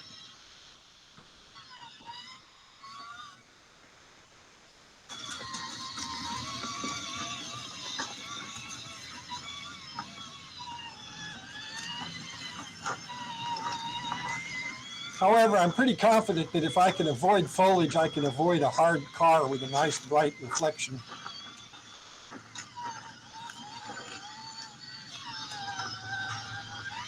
Remember I said earlier, because the sonar is not mounted on a servo, that when it comes off the curb, it'll see the ground and try to dodge. You see right there, it does that little turn, and then the navigation straightens it back out. So we're almost free of buildings and parking lots and cars and curbs. And this is still IMU and wheel odometry? This is just IMU and wheel odometry. Yeah, there's no GPS in any of this today. So whatever wheel slip there is all it adds to the error of the odometry. But it only adds to the error of the distance traveled. Right. It doesn't add to the error of the heading, which is where most odometry error occurs, is heading. So if you show up 3 inches short of the target, that doesn't mean much, but if you're off by 3 degrees, you could be way off. Right. And back on, okay, now the waypoint is actually way down there in the trees, and my camera went dead before I got there. So we don't actually get the satisfying end. But I like this shot. You can see the timing belts driving the wheels with the batteries in between the idlers there. And since I didn't get the end, we'll just let JBot fade off into the sunset. And with that, ladies and gentlemen, I am done. Outstanding. Wow. My goodness. Wow. What a journey. That's wild. David, have you had a sip of water? Should we ask you to take a breath and a sip? There you go. Maybe 2 sips. What was the distance covered in that last video? I'm not really sure. the target waypoint it was supposed to reach was about a quarter mile away. And I'd say we were maybe within 10% of getting there when I turned it off, but I don't actually have a number. Incredible. Let's see, I promised I would put these videos, if any of you want to watch them, into the chat. So, can I just paste in a whole bunch at once, or do I have to do them one at a time? Try it all bunch. Worst that can happen is it won't work. Could make a mess. That's what the edit key is for later on in post, as they say.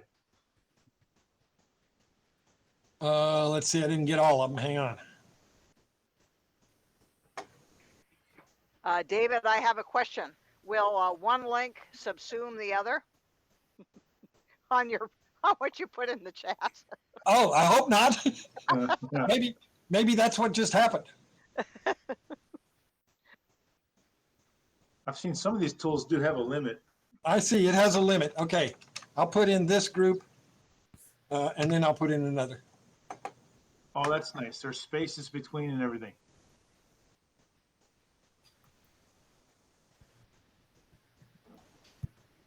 Well, that's a pretty considerably high bar there, David. That's how many years would you say, hours or years or however you measure time into that body of work? I wouldn't have any idea. Or can you measure it in like furlongs per fortnight or something like that? Well, you started when you were 3. No. Did you hear? I did look up furlongs. I got curious about it. 660 feet, 220 yards, 40 rods, or 20 chains. Yeah, that furlongs per fortnight were something we used to chat about. I don't know. In Unix you have a command called BC for calculating things, and we were looking at the most crazy thing we could find, like miles per hour, and converting it to kilometers per minute. Harold, did you do that with Dwayne Gustavus? Because he's the first one that said to me furlongs per fortnight. Probably, and that name is very familiar. And didn't he work at Convex? Yeah. Yeah, He was head of the visualization group. Oh yeah, yeah. I worked with those guys. I should. It just didn't clear in. I guess I'm getting a senior moment. Things are going away. Yeah, exactly. That was one of the jokes we threw around all the time. Yeah, but can it do this? Well, this would be. talked about that in my physics class in '54. Nothing is new under the sun. Nope. There's a Wikipedia entry for it, for whatever that's worth. So, because there's micro fortnights apparently. So I don't know. Someone's Kevin, is that you? I see your picture. I've got all the links posted in the chat here.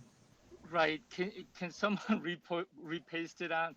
Because when I was just trying to play it, I got disconnected. So now I'm back. I no longer can see the videos. Well, if you look in the chat, you should see them. Well, but we can repost. It's a problem because when you leave, you lose the chat. Oh, I can see it now. Thank you. don't listen to me. No, that's a good point. Well, I know this was a very lengthy session. I really appreciate you guys hanging with me through the whole thing. I hope it was useful. And as I mentioned at the beginning, my hope was that this is a body of ideas that you guys can take away and implement and improve on in your own work. Hey, David, can you take some questions? Sure. Okay, so I've got one at least. So all these different stacking, if you will, of behaviors in a final incarnation of a robot design using subsumption or behavior-based techniques like you've done, can literally all these behaviors that you've gone through for us today, including the 3 advanced forms of getting unstuck, can they all sit in your architecture at one time, or do you have to physically or recompile your code base to take some out during one sometimes, and then you know, in other words, do a full swap or do swap of different behavior modules, or can you literally have everything running at one time? You can literally have everything running together. Okay, that's what I figured. The basically, if you saw the earlier sketch where I was laying out with the sonar, basically the hierarchy is based on the distance of the detection. So the highest priority behaviors are the ones that are closest to the robot. With the bumper, physically, if you physically touch the robot, is the very highest behavior. Then as you move away, IR is the next, and then sonar. And navigation, if you think about it, you could be navigating to a point a mile away. So navigation is the lowest priority. Further, when navigation is running, it really is the default behavior. It never lets the default behavior run. As long as you have waypoints on the list, it is the default behavior. And then the arbiter takes all the information and figures out who's got good information and which to follow, right? The arbiter's got to be pretty smart to figure out. The arbiter only asks who is the highest priority behavior that wants to control the robot. That's all it does.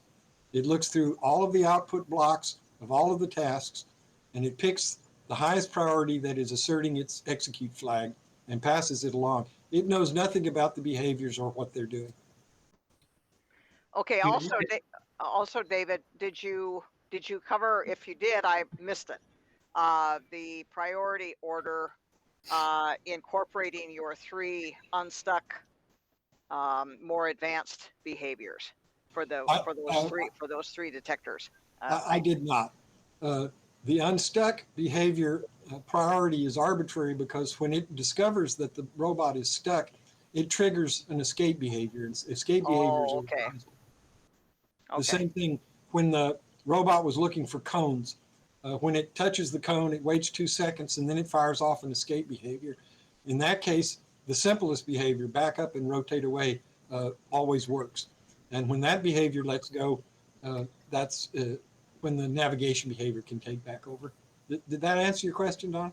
I think so. Yep. I don't know if you saw. I actually showed the control loop for JBot. It has about 20 functions that it calls. I do have flags where I can turn things off and on. And that's when I did the demos today, that's what I would do, is turn off this behavior, turn on this behavior, and so forth.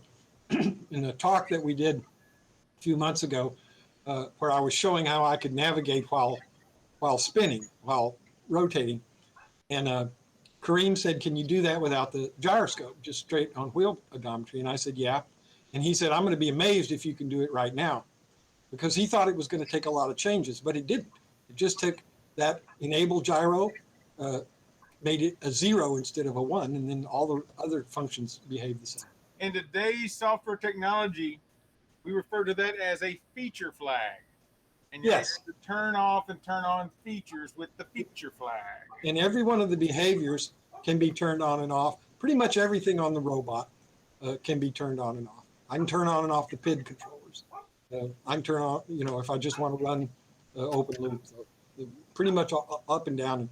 On the interface, those, I call those flags, and they are all displayed at once. And I can move across them and turn different behaviors on and off. And you do about 2 or 3 buttons in a knob too. I mean, I know I said this earlier, but I want to reiterate that the 25 hertz update rate is the update rate for the physical robot.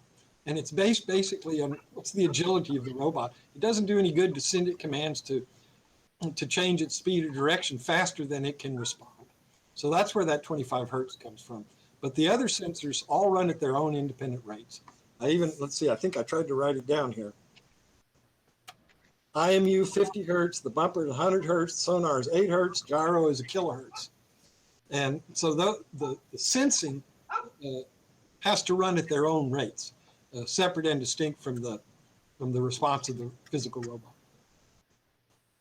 Question about the cone seeking. I would have imagined that seeking via the camera is a lower priority than obstacle avoidance. So how do you avoid triggering the obstacle avoidance as it gets very close to the cone while it's trying to approach the cone?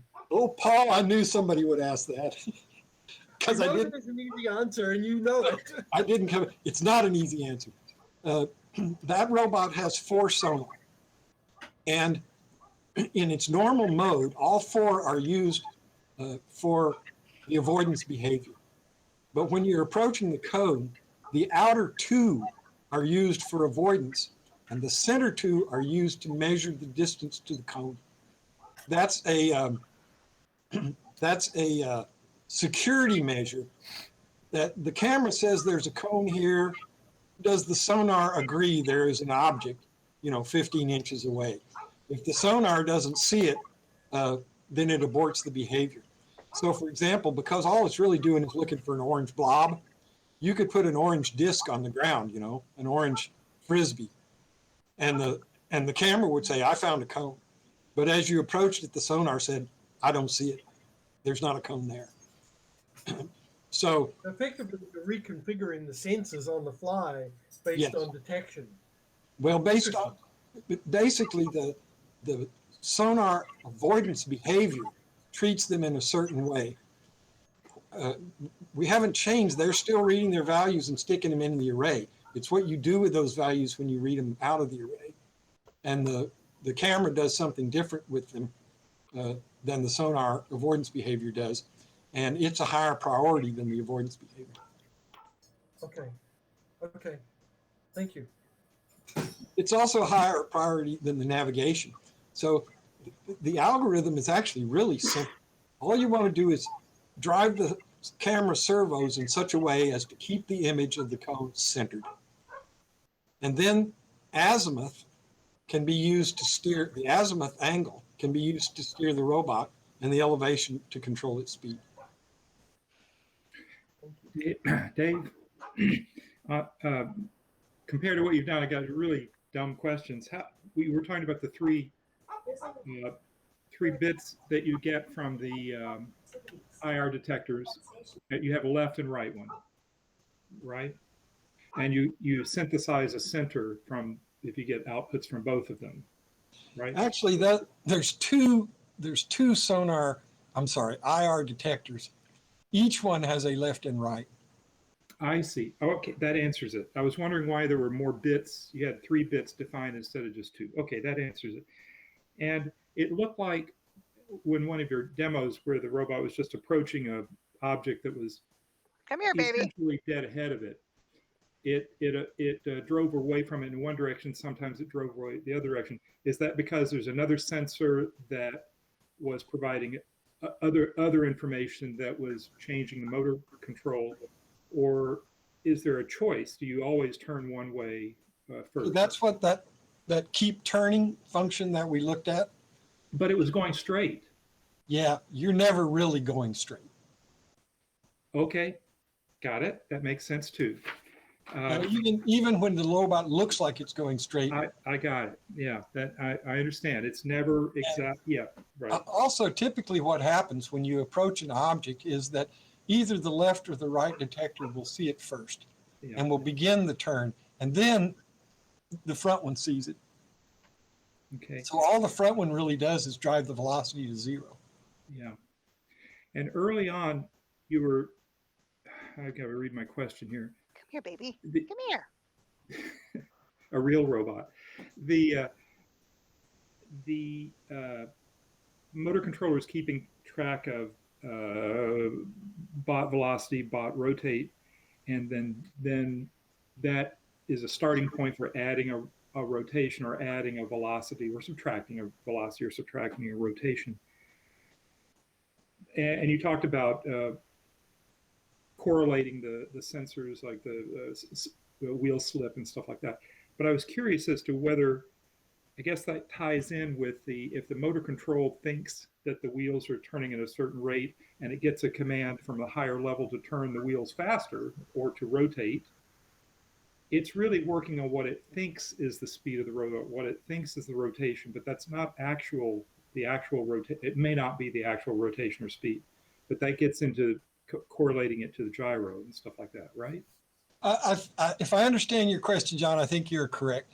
That is to say, when you read back bot rotate and bot velocity, those numbers that are published by the motor command, they don't necessarily tell you exactly what the wheels are doing. That's actually why the keep turning command doesn't read those. It could just as easily read bot rotate to know which way you're turning, but that doesn't necessarily correspond to exactly what the robot is doing right now. So instead it reads left and right velocity, which does correspond to exactly what the robot is doing right now. Was that your question? Yeah, I think so, yeah. So I was kind of curious as to whether, and I've seen this happen on some other folks' robots in the group, where you ramp the velocity, but the wheels are slipping, so the result is it looks like it just runs up to top speed and runs away real fast, because what was happening is it was ramping up, the wheels weren't really doing anything yet, and then they caught, but the motors were already running at full speed, so it just took off. But I guess the other sensors would catch that and say this is not the right speed. Well, the slew rate limiters basically limit that. And I have to say that even if you turned all the slew rate limiters off, the PID controller itself sets a lower limit on how rapidly you can change the values going to the motor. Since, the way PID controllers work. I didn't want to talk about PID today. It's the same thing. I didn't want to talk about the escape behaviors today because we could do a whole session on just them. They're quite sophisticated, and there's a lot going on there. But if you look at it, if you kind of back away and look at it, you say, well, if you hit something on the left, you turn right. If you hit something on the right, you turn left. Leave it at that for now. Fantastic. Thank you. I've seen some of this stuff before, and it's still truly amazing to see it working, and then see the timestamp on it, 2005 or 2004, and you go, wow, Tesla still has a long way to go to keep from hitting stuff that you know how to avoid. David? Yes.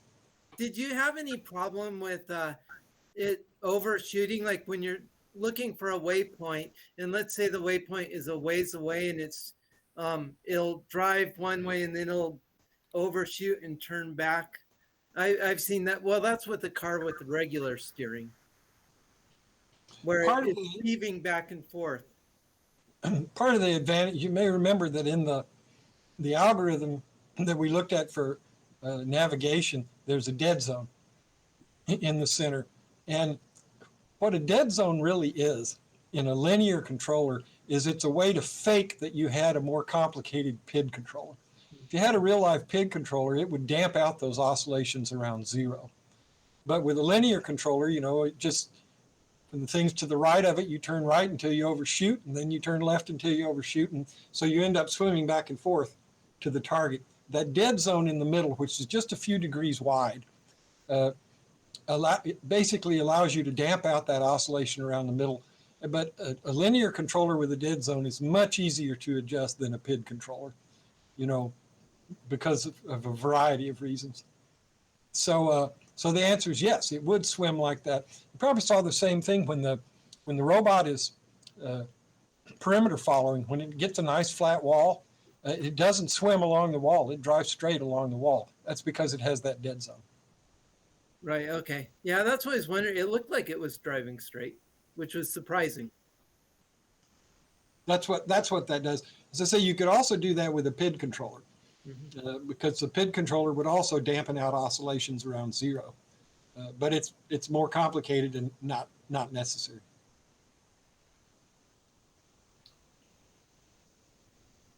David, do you have a question? Yeah, David, do you on all of these robots, are you using your libtask program to do that, or yes? All these robots are running an RTOS of my own.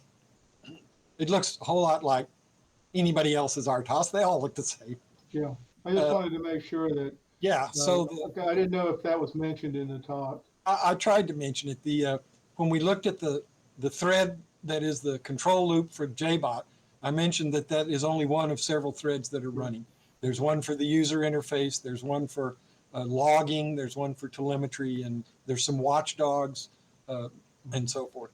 I'd like to mention that David's libtask program and the documentation is available on the DPRG GitHub. So, just for what it's worth. So, What was the name of that? What was the name of that, Artos, again? I think it's called libtask. Oh, okay. Task, a libtask. Okay, thanks. I was actually back in the 1980s. Who remembers Circuit Seller magazine? Oh, yeah. Oh, Okay. And let me think of the guy's name. Oh, my mind blanks out. Steve Siarkia. Thank you, Ciarcia. Yeah, he's definitely the man. That's all there is to it, man. He wrote an article, this would have been mid-'80s, called A Lightweight Multitasking Executive. And I sat down with my 6502 and I implemented it. And the one I use today is basically just the outgrowth of that. Okay, David. So I think if I've understood, you're currently porting something from one thing to another, but once you get past that kind of foundational stuff, so what's next? You've got all these virtual sensors and physical things and complex yet simply based emergent behaviors combined together. What's next? I have to tell you that working on this talk a few weeks ago, and it's, like, look, the date on this, August 2005, I think, shit, I used to get a lot done.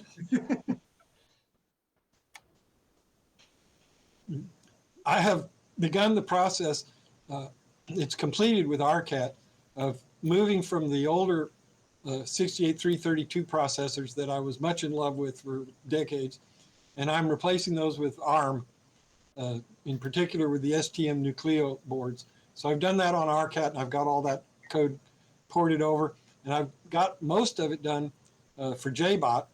But I think I mentioned this in one of the RBNOs. What stopped me on JBot was I was sitting there looking at it, and I thought, all right now I have a robot that works. Now I want to update to this new, faster, cooler, wonderful ARM processor that I just love. But in order to do that, I'm going to take this robot that works and make it a robot that doesn't work, probably for a long time. And at that point, I put it on the shelf and I thought, I think I'll think about this a little bit. But that's the next step.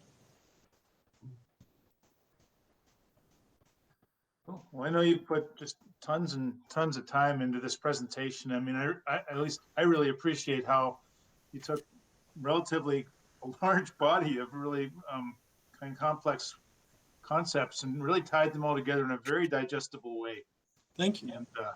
And I find that really, really encouraging and inspirational. So I think we're looking at about 10 years of left for the audience's work in the background to try and catch up with you, but that's awesome.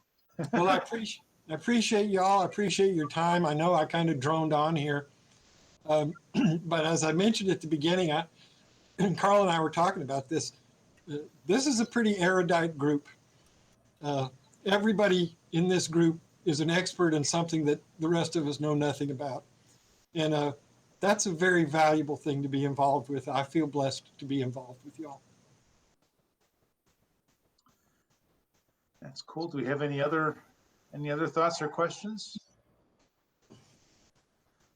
Just as a reminder for those who might not be aware, but we do these kinds of longer, more presented or prepared presentations every second Saturday of the month. And then we have a regular kind of more casual gathering every Tuesday night, Dallas time. We also have an email distribution list, not a huge amount of traffic, but there's often interesting discussion threads, and you can sign up without joining the club or anything. You can just sign up at dprg.org, and we will publish this video on YouTube. And next month, all the onus is on Donna. We get to sit back and relax and let her do the work. Right on. So what do we say, guys? How about a giant round of applause for yes. Yes. Yay. Thank you, Dave. Thank you, Dave. this point, David, I think you should probably just go home and relax, right? Have some brats or something. Oh, sounds good. Or have All a right, beer. well, I'll see y'all Tuesday then. Looking forward to it. Thanks again. Till next time. Bye all. Bye. Bye now.